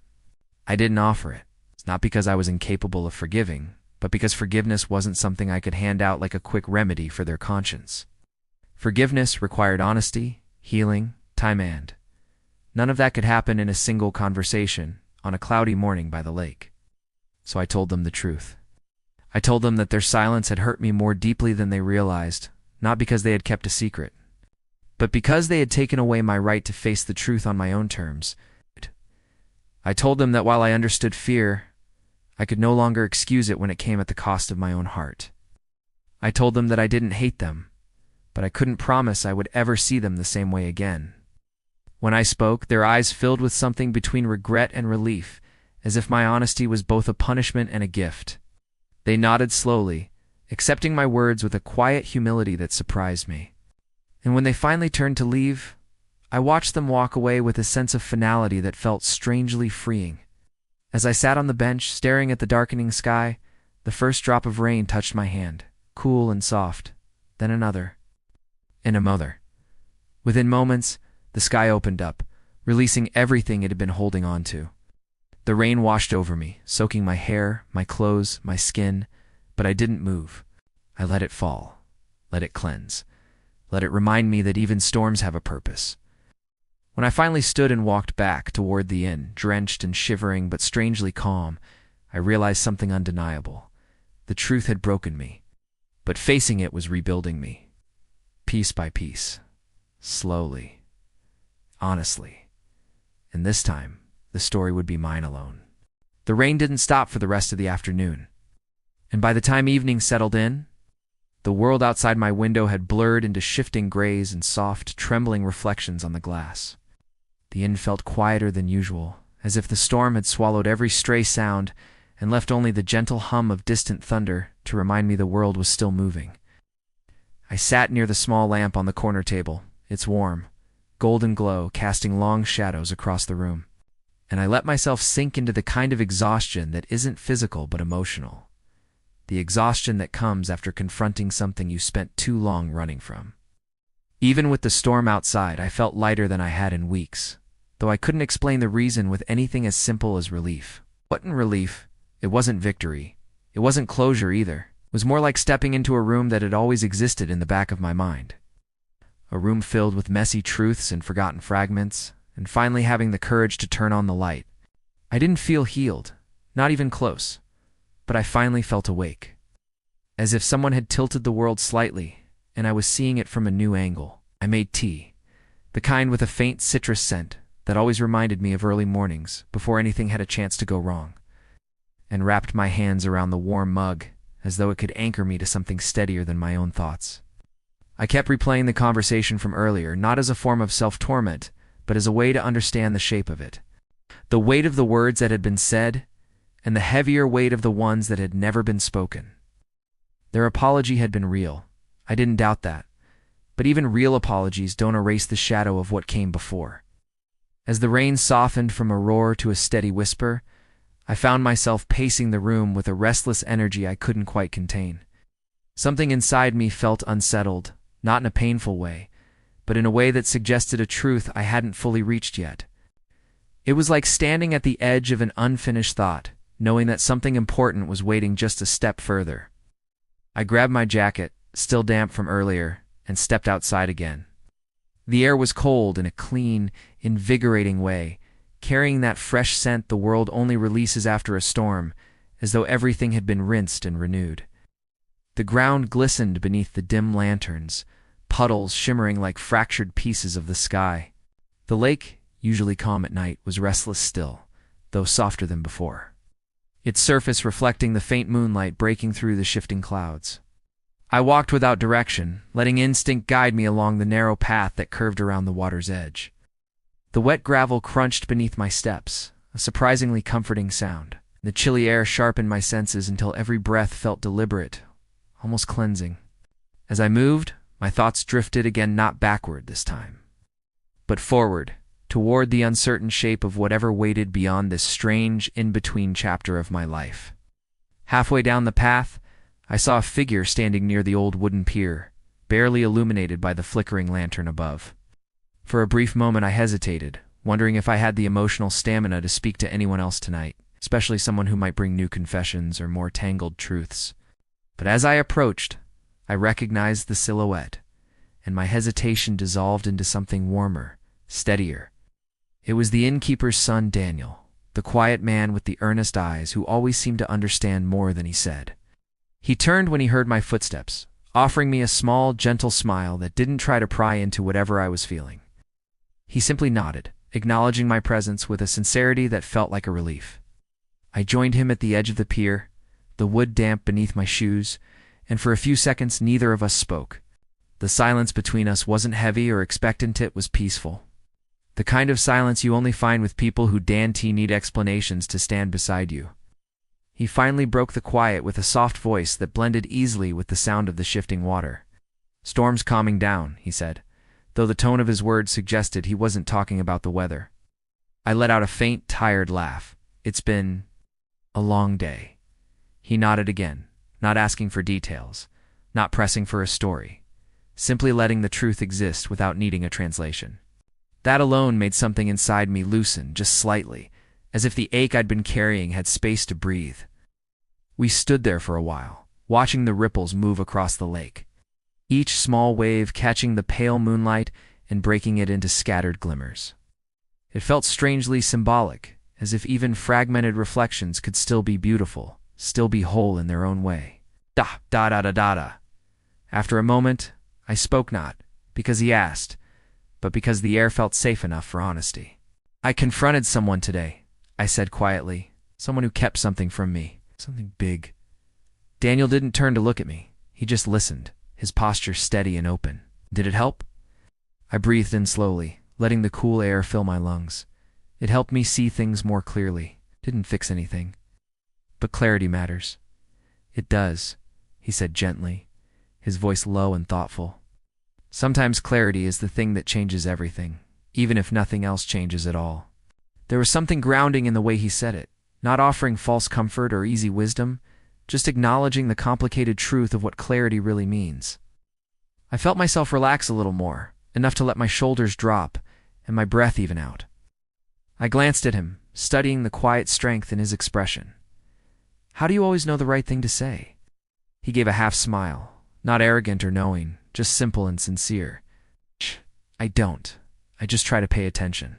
The softness of that answer touched something tender in me, and I felt a warmth spread through my chest, subtle but undeniable. It wasn't romantic, at least not yet. It was something gentler, something grounded in understanding rather than longing. We talked for a while longer, though conversation might be too strong a word for it. Most of what passed between us were quiet observations, the way the storm had left tiny branches scattered across the path, the faint glow of lights from the houses across the lake, the lingering scent of wet pine drifting through the air. Yet every simple exchange felt meaningful, as if each word added another thread to a connection I had expected, but was grateful to feel. At one point, the clouds parted just enough for the moon to break through fully, casting silver light across the water, and the sight pulled me into a kind of reflective stillness. I realized then that healing wasn't always loud or dramatic. Sometimes it was quiet, unfolding in the small, steady moments you barely notice until they accumulate into something undeniable. When we finally turned back toward the inn, walking side by side along the damp path, I felt a calmness I hadn't experienced in months. Not certainty, not yet, but calmness. Sense that even with everything unresolved, I was no longer lost in the same way as before. At the inn's entrance, Daniel paused and looked at me with genuine warmth lingering in his gaze. "If you ever need company on these late walks," he said softly, "you know where to find me." I felt a slow, gentle smile form on my lips. "I might take you up on that." He nodded once, then turned and headed down the hallway, leaving me standing in the quiet glow of the entrance lantern. I watched him disappear around the corner, feeling the soft stir of something unfamiliar but welcome, a sense of possibility, subtle but undeniably alive. When I finally returned to my room, the storm had fully passed, leaving behind a night washed clean. I sat on the edge of the bed, listening to the faint hum of crickets outside the window. I felt a strange mix of exhaustion and hope settle into me like two opposing forces learning to coexist. Maybe the truth had broken something in me. But these moments, quiet, unexpected, honest, were beginning to build something new. Not a replacement, not a distraction, just something real. And for the first time in a long time, I fell asleep, not with heaviness in my chest, but with the faint, steady sense that the story wasn't just continuing, it was beginning to change. The next morning arrived in a gentle, almost hesitant way, as though the world was in tea, ready to disturb the fragile sense of calm the night had left behind. Sunlight filtered slowly through the thin curtains, casting soft, amber-tinted bands of warmth across the floor. And for a brief moment, I simply lay there, breathing in the quiet stillness of the early hour. It had been a long time since I had awoken without that familiar weight pressing on my chest, the weight of unanswered questions and unspoken truths. And though the feeling wasn't entirely gone, it no longer felt suffocating. It felt manageable in a way that surprised me.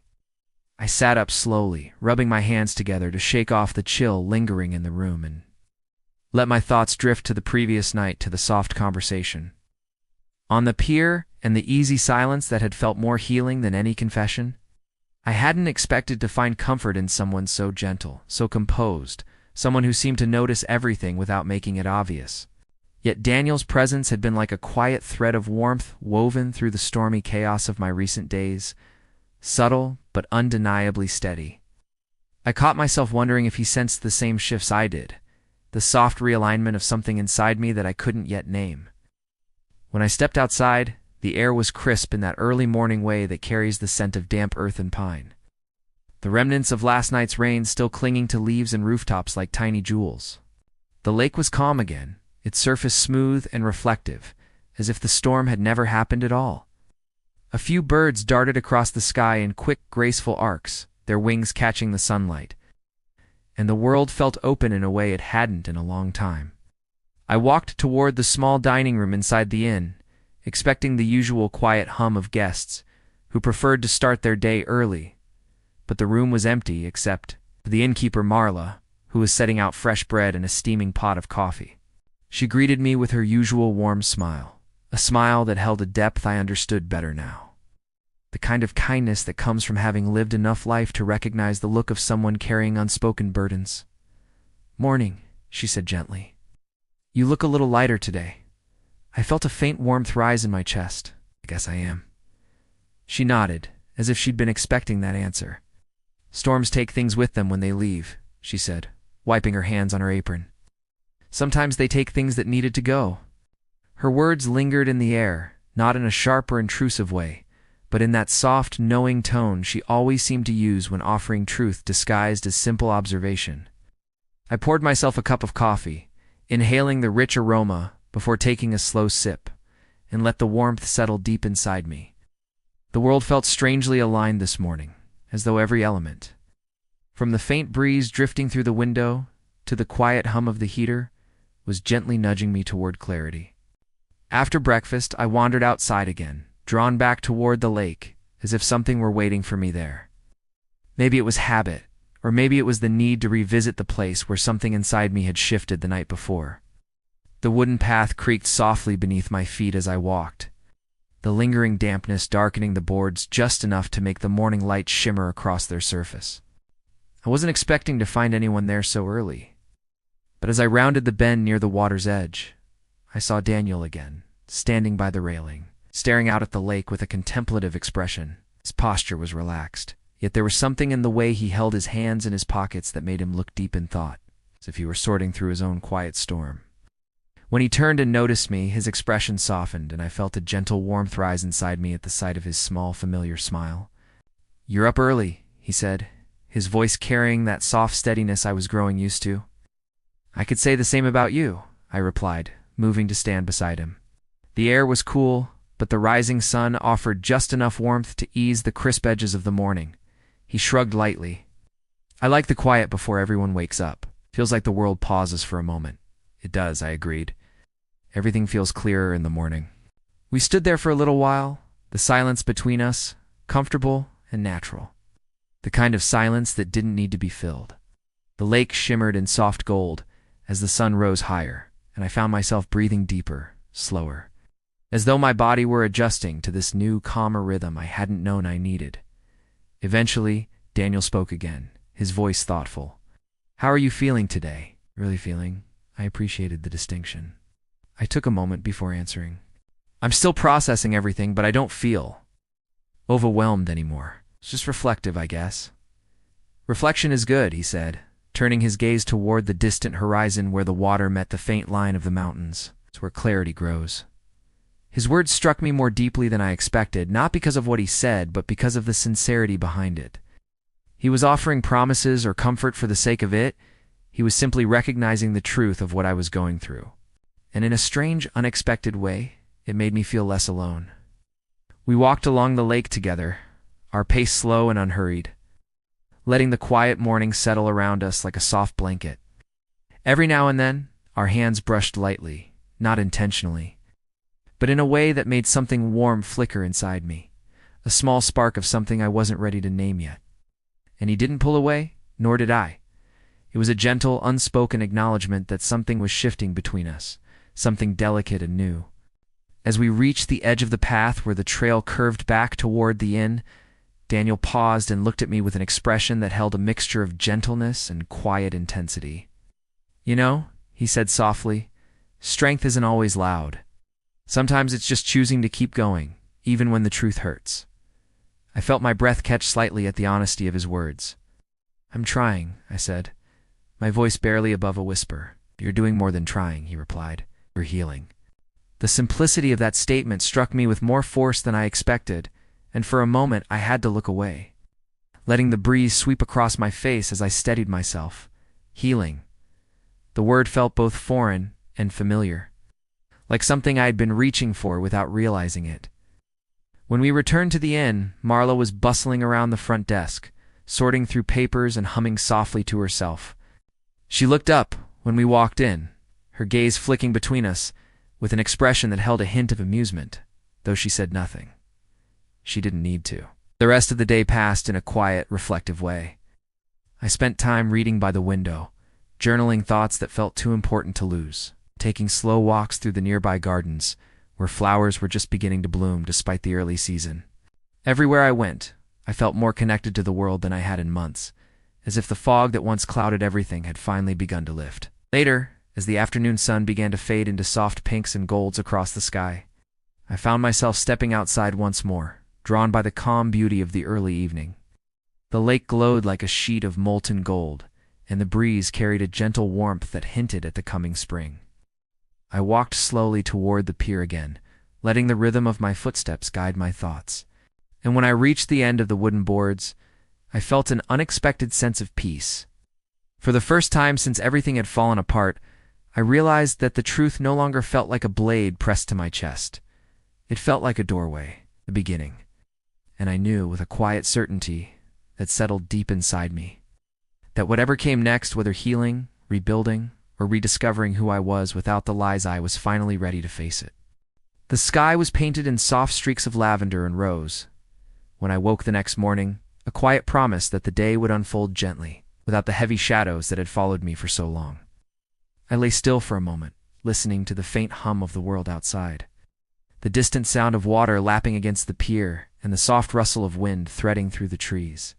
There was a calmness in the air that felt almost deliberate, as though the universe itself had decided to grant me a brief reprieve, a small oasis carved out of the chaos of recent weeks. I dressed slowly, choosing comfort over appearance, and stepped outside into the cool morning. The sunlight had not fully risen yet, but its soft glow brushed the horizon with a delicate warmth that made the lake shimmer like a thin sheet of silver. As I walked toward the path that circled the water, I felt that familiar pull again, that gentle tug urging me forward as if something awaited me just beyond sight. It wasn't anxiety or fear this time, it was curiosity, a subtle awakening of hope I hadn't allowed myself to feel in a long time. Halfway down the path, I spotted a small figure sitting on one of the benches overlooking the water. Her shoulders slightly hunched, her hands wrapped around a steaming mug. It took me a moment to recognize her. The early morning light softened her features, but when she turned and her warm, familiar smile appeared, I realized it was Marla, the innkeeper. She gestured for me to join her with a gentle wave, and I found myself drawn in by the effortless comfort her presence always seemed to offer. "You're up early again," she said softly, her voice wrapped in the same warm calm that filled the morning air. "I guess I'm becoming a morning person," I replied, settling beside her on the bench. The wood was cool beneath me, but not unpleasant. "The quiet helps." She nodded knowingly, taking a slow sip from her mug. Quiet has a way of showing us what noise tries to hide.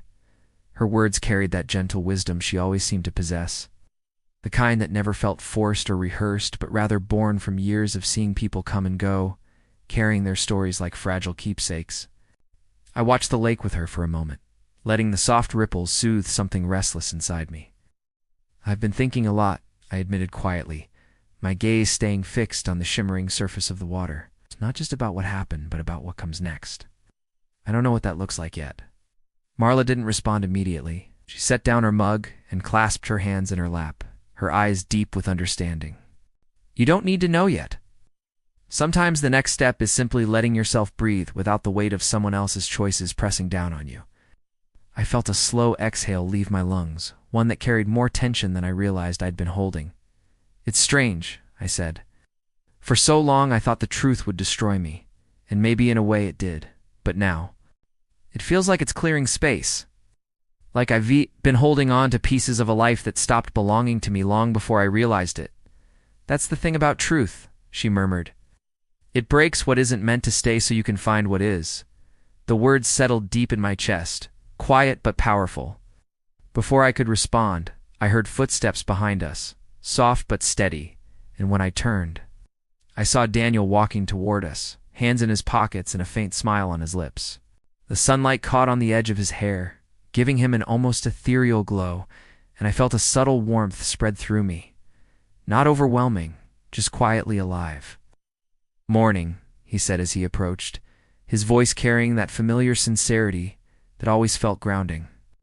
"Didn't expect to see you both up this early. Speak for yourself," Marla chuckled, rising from the bench with a playful sigh. "I've been up since before dawn. Someone has to make sure the coffee tastes right." She gave us both a knowing look before heading back toward the inn. "I'll leave you two to your walk." There was a hint of teasing in her tone, but it wasn't intrusive. It was gentle, like she was acknowledging something forming without trying to define it. Daniel watched her go with an amused smile, then turned his attention back to me. "Walk with me?" I nodded, and together we stepped onto the gravel path that wrapped around the lake, our steps falling naturally into rhythm. He didn't speak right away, which I appreciated more than I could say. Some people filled silence because they feared it. Daniel let it breathe, letting thoughts settle before shaping them into words.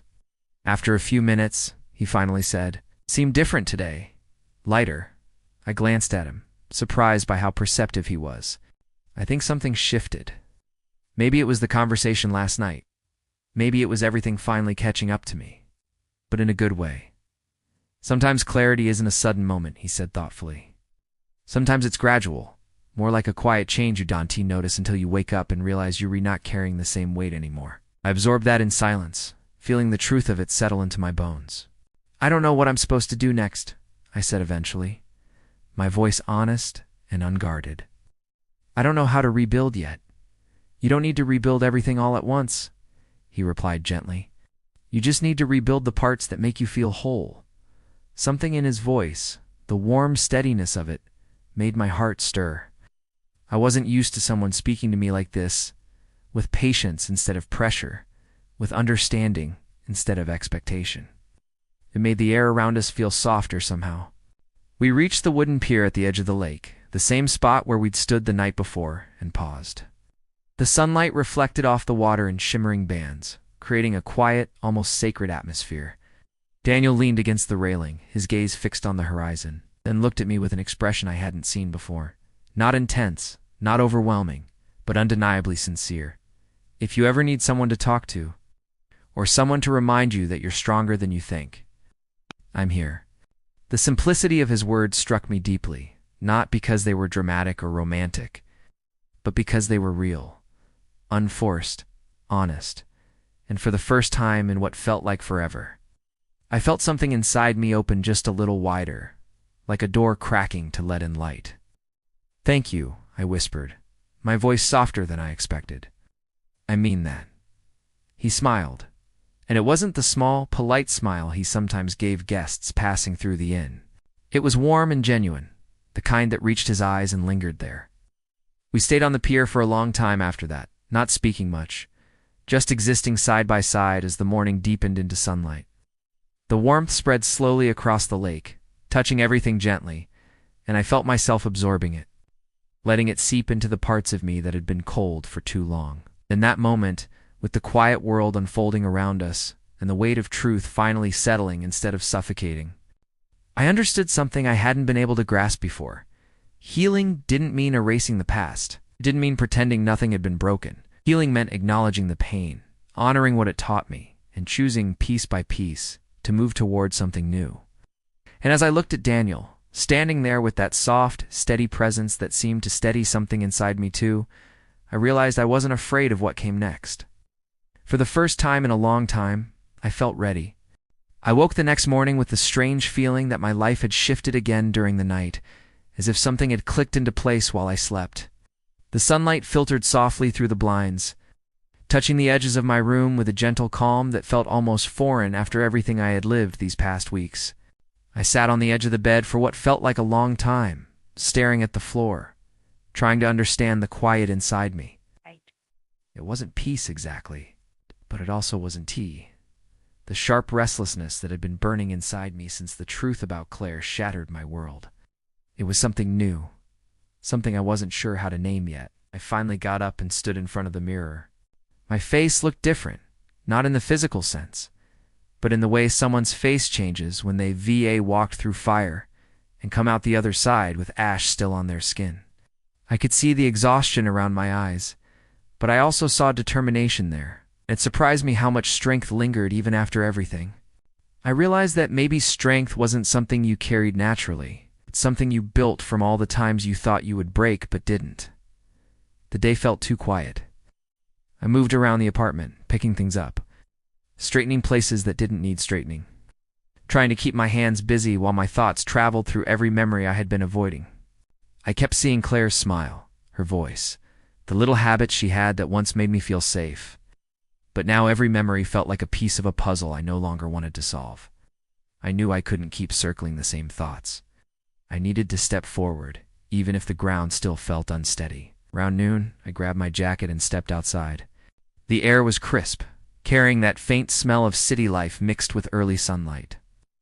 I didn't know exactly where I was going, but my feet led me through streets that had become familiar and unfamiliar at the same time. I ended up at a small cafe I used to visit often before everything fell apart. It looked the same, but stepping inside felt like walking into a past version of myself that I wasn't sure I could reconnect with. I ordered a coffee and sat near the window, watching people pass by with the distracted curiosity of someone who has forgotten how to really observe life. The cup was warm in my hands, and I let myself breathe, really breathe, for the first time in days. That was when my phone buzzed, single vibration, soft but heavy with possibility. When I looked at the screen, I froze. It was Melissa. Her name alone sparked a mix of emotions I didn't expect. Confusion, curiosity, a faint thread of hope I didn't want to admit to. I opened the message slowly, as if rushing would change the meaning of her words. She wrote that she had been thinking about everything that happened, about what I said the last time we saw each other, about what she might have misunderstood and what I might still be hiding. She asked if we could talk. Not to fix anything, not to promise anything, but simply to understand. She added that she didn't like unfinished stories, and she felt ours wasn't finished yet. I must have read her message at least 3 times. My heartbeat was uneven, almost loud enough to drown out the background noise of the cafe. I didn't know if this was good or dangerous, if it would heal me or reopen wounds I wasn't ready to feel again. But there was something honest in her words.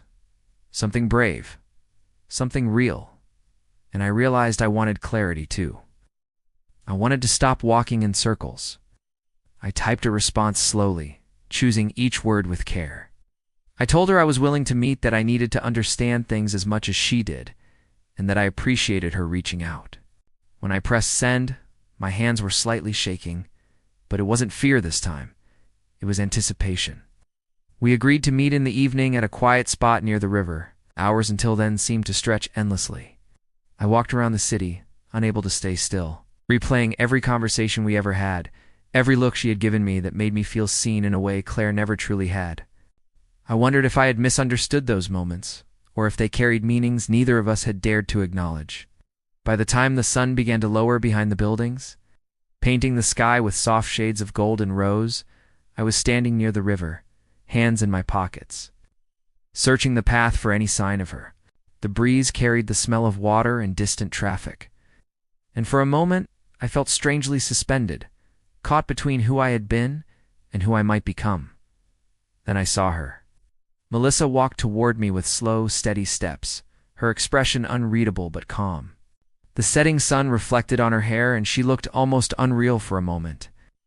Like someone stepping out of a dream I wasn't sure I deserved to have.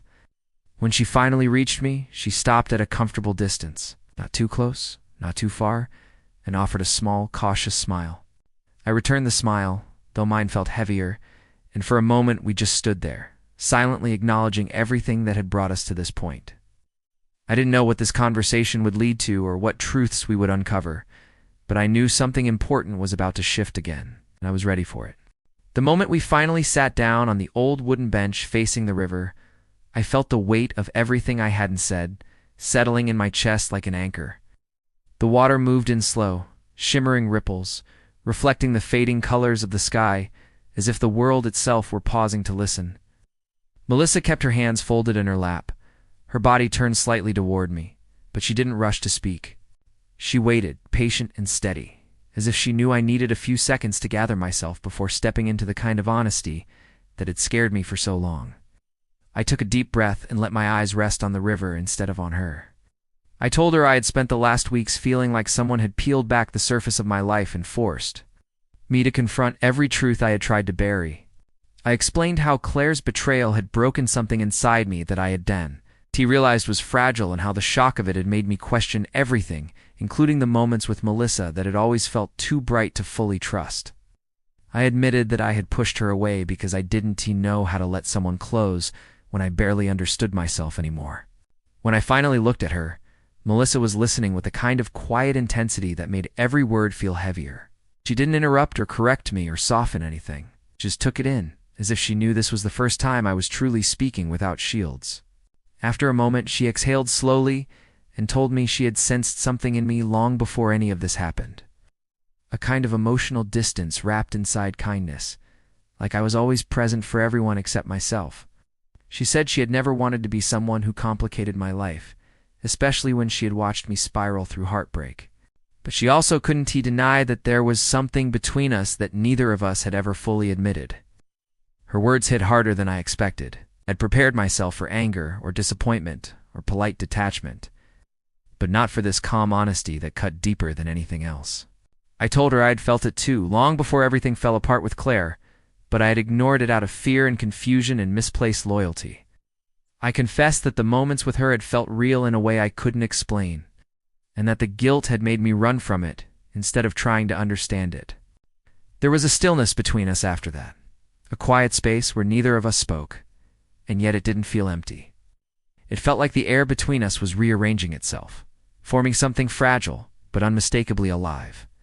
Melissa looked down at her hands for a long moment before asking me something so simple and yet so terrifying. She wanted to know what I wanted now, not out of anger, not out of pressure, but out of genuine curiosity. She wasn't asking for promises or declarations or apologies. She just wanted the truth, unfiltered. I hesitated, not because I didn't know the answer, but because saying it out loud made it real.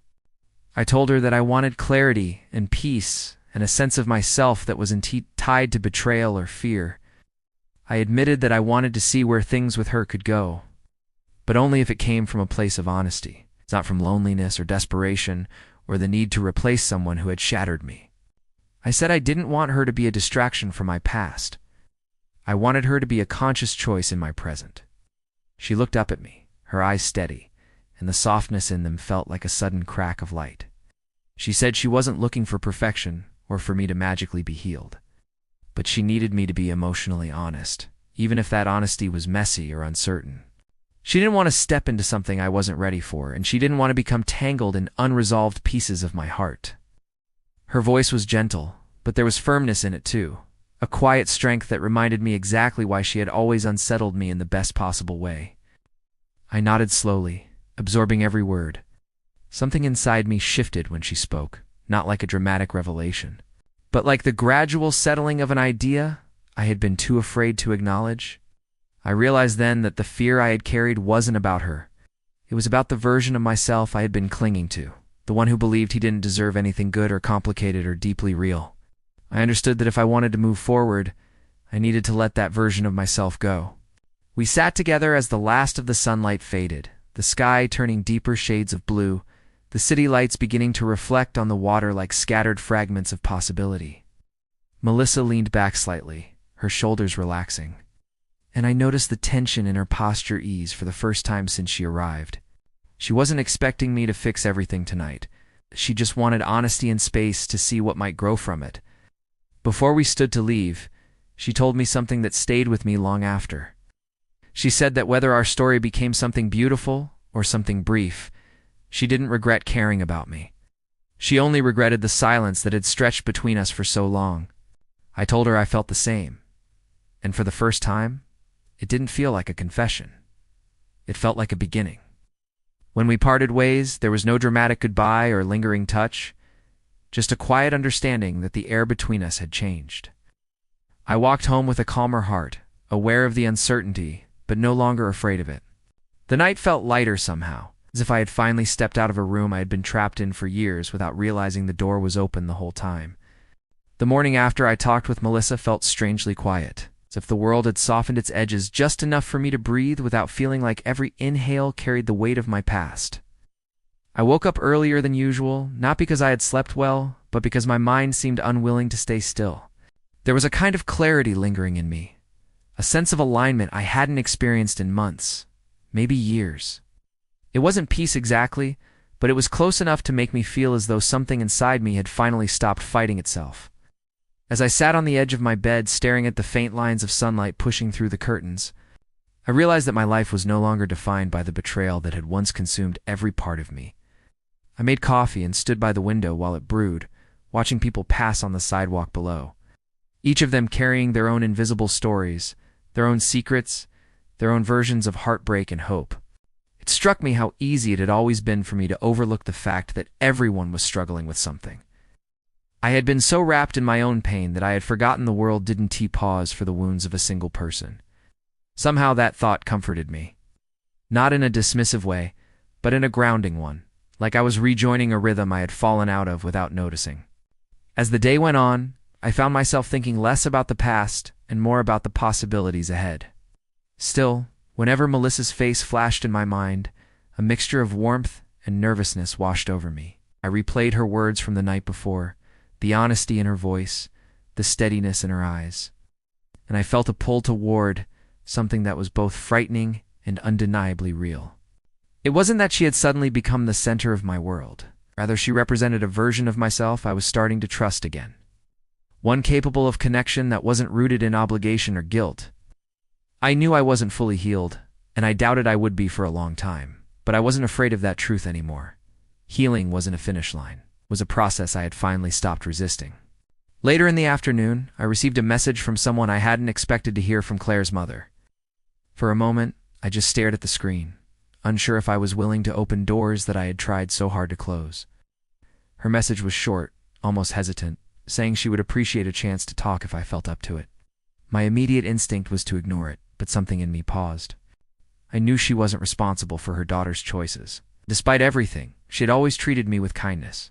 Avoiding her wouldn't protect me from anything. It would only reinforce the version of myself who ran from difficult conversations. So I agreed to meet. We sat in a small cafe on a quiet corner of town, and the moment she saw me, I could see the sadness in her eyes. Not pity or awkwardness, just genuine sorrow for the pain her daughter had caused. She didn't try to excuse anything, didn't attempt to rewrite the story or soften the truth. Instead, she apologized in a way that felt sincere. her voice low and steady as she told me she wished she could have done something to prevent the hurt that had unfolded between us. I found myself surprised by how calm I felt sitting across from her. How much lighter the conversation became once I allowed myself to see her as a person separate from the chaos her daughter had created. She told me things I hadn't known, and a few things I hadn't wanted to know. Details that helped me understand how long Claire had been wrestling with parts of herself that she never shared with me. The more she spoke, the more I realized that her betrayal wasn't a reflection of who I was, but of who she had been struggling to become. It didn't absolve her, and it didn't erase what she had done, but it made the wound feel less personal, less sharp. When we parted, she squeezed my hand gently and told me she hoped I found something better, something worthy of the way I loved. I thanked her, and as I walked away, I realized that a small piece of closure had finally settled into place. That evening, as I returned home, I felt the subtle shift of acceptance settling into my bones. Not forgiveness, not yet, but a kind of surrender to the truth rather than the pain. I thought of Melissa again, of the calm way she had asked me what I wanted, and for the first time, I felt certain that whatever path unfolded next, I would walk it with clarity rather than fear. I was no longer unraveling. I was rebuilding myself slowly and imperfectly, but with intention.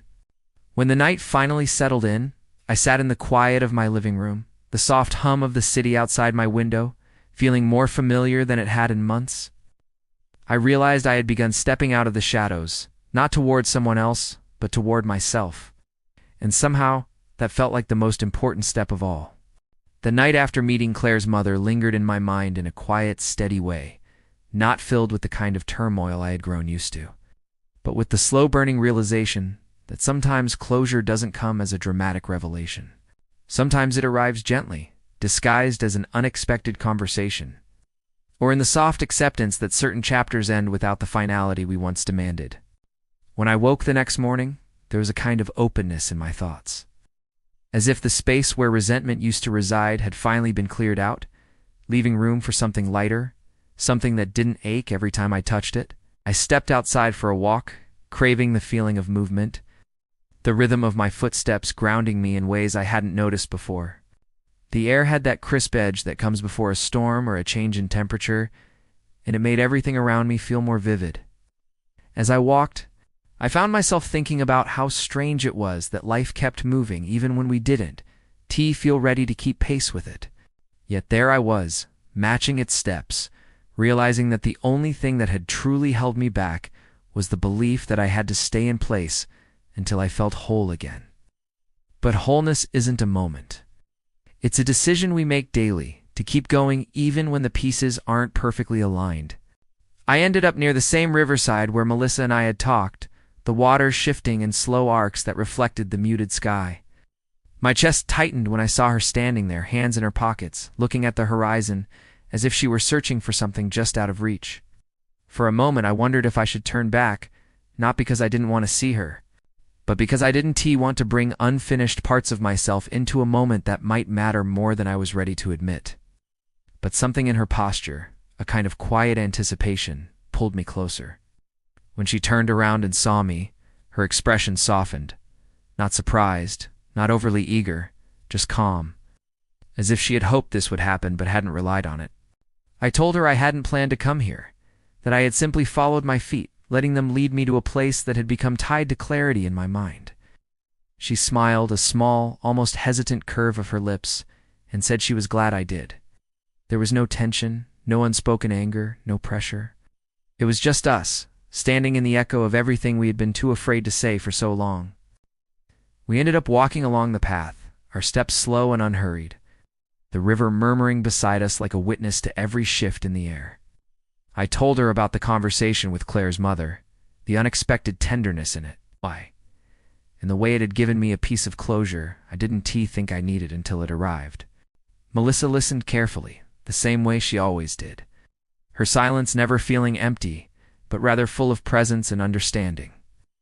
When I finished, she told me she was proud of me, not in a condescending way, but with genuine warmth, as if she recognized how hard the past months had been for me, even when I had shown the worst of it.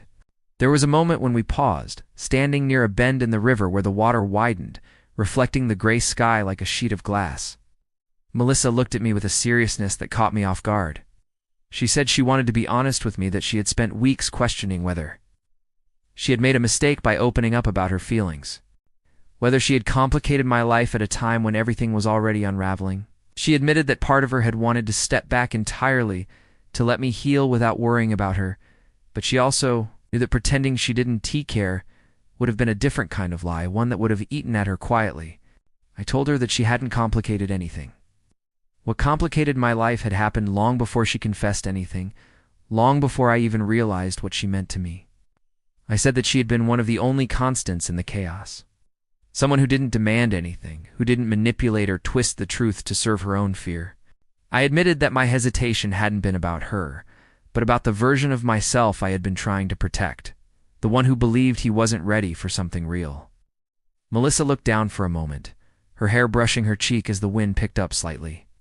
Then she asked me, in a voice so quiet I almost missed it, whether I felt ready now, not fully, not perfectly, but enough to move forward without holding myself hostage to the past. I didn't answer right away, not because I doubted the truth, but because I wanted the weight of my response to match the sincerity of her question. Finally, I told her I wasn't fully healed, and I didn't know when, or if I ever would be.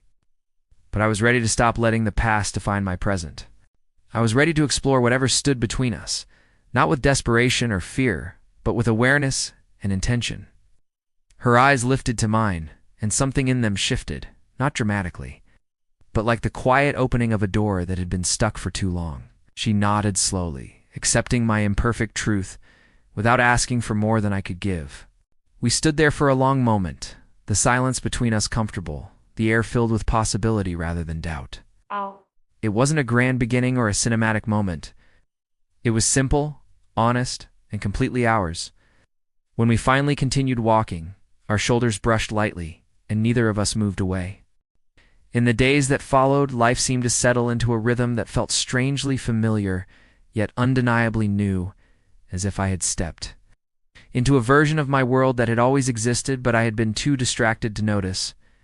Mornings felt quieter, evenings felt softer, and even the spaces between my thoughts seemed less suffocating, as though the emotional noise that once consumed me had finally learned to quiet itself. It wasn't that everything suddenly became easy, or that my wounds had magically healed. Rather, it was the gentle understanding that healing was no longer a battle I fought alone in the dark. I could feel something shifting inside me, a slow but steady return to my own voice, a reclaiming of the parts of myself I had abandoned without realizing it. Melissa and I didn't rush anything.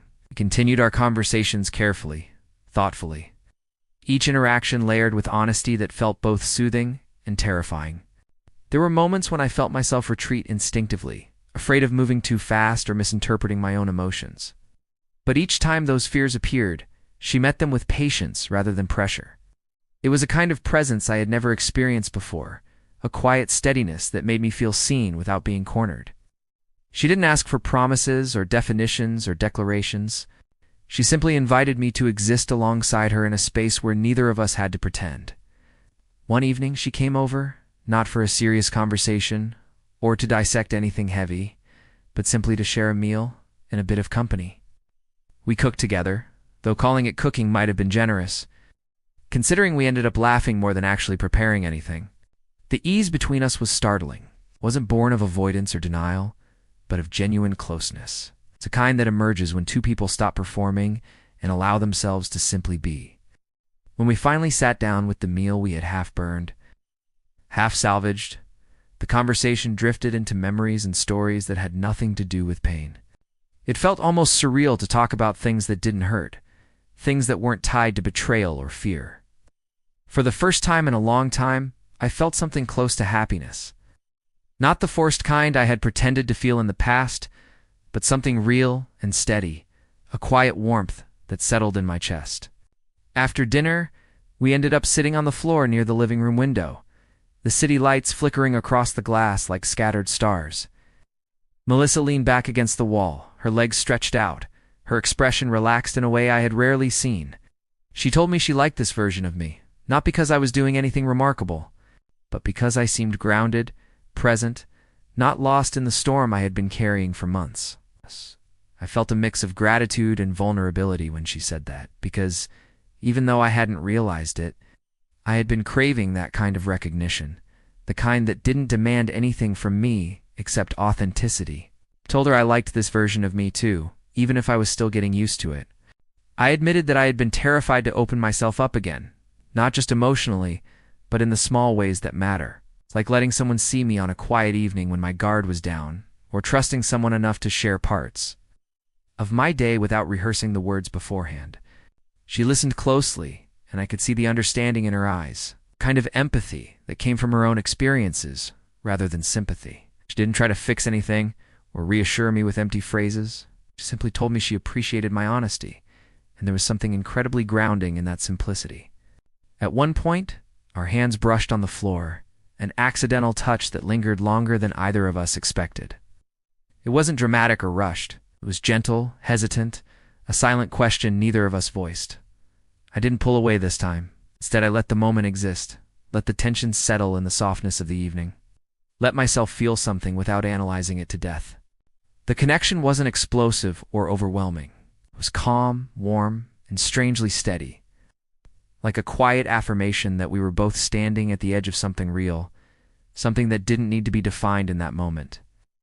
As the night grew darker, we talked about the future in the vaguest, most careful way, not planning anything concrete, but acknowledging that something was forming between us, something that deserved space and patience.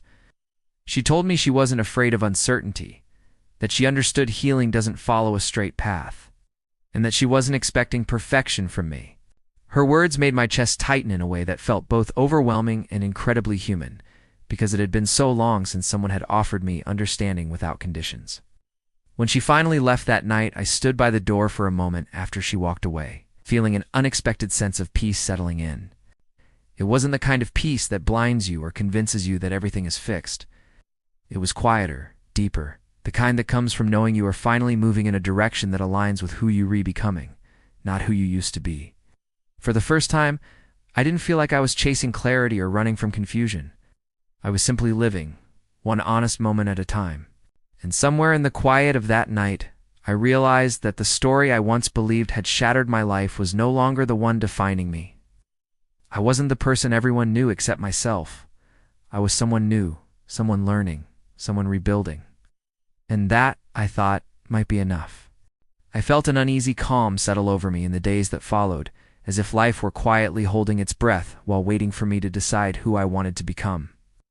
Without all the lies that once shaped me, I kept replaying everything that had happened, not because I enjoyed unraveling the past, but because part of me feared overlooking something crucial, some fragment of truth that might help me understand how far I had come from the person I once believed I was. Every night I would lie awake wondering if healing was supposed to feel so heavy, as if every step forward demanded a piece of the old version of myself in payment, leaving me raw but undeniably more aware. There was a moment, a morning, actually, when I looked at myself in the mirror and realized I no longer searched for familiar wounds to explain my pain. Instead, I searched for evidence that I was still growing, despite the chaos. The person staring back at me looked tired, yet determined, and I recognized that expression.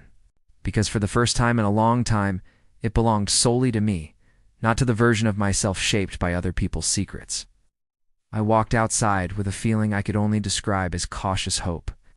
The kind that docility promised perfection, but whispers that survival has a purpose if you be brave enough to keep listening.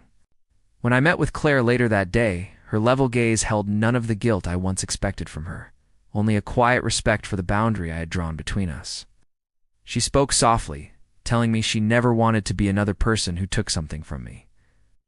And I believed her because she didn't try to justify or romanticize anything that had happened.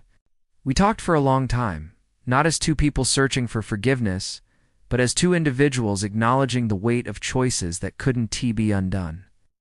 When she finally walked away, I felt something loosen in my chest. Not closure exactly, but the acceptance that life doesn't always return what it breaks. I thought the story would end with a dramatic revelation or some grand emotional collapse. But instead it ended in the quiet realization that I didn't need everything to make sense anymore. I didn't need apologies wrapped in explanations or a perfectly symmetrical ending.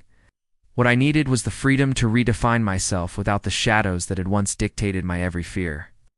And so I chose to keep walking forward, even when part of me wanted to look back. I chose to trust that the truth, no matter how painful, had set something inside me free. As I closed the door to my apartment that night, I felt the simplest and most surprising truth settle in my chest. Everyone had known pieces of the story I hadn't, and for a long time that felt like the greatest betrayal. But now, after everything, I finally understood something far more important. The real story was never about what everyone else knew. It was about what I finally learned. That my life, my choices, and my future belonged to me alone. And for the first time, that was enough.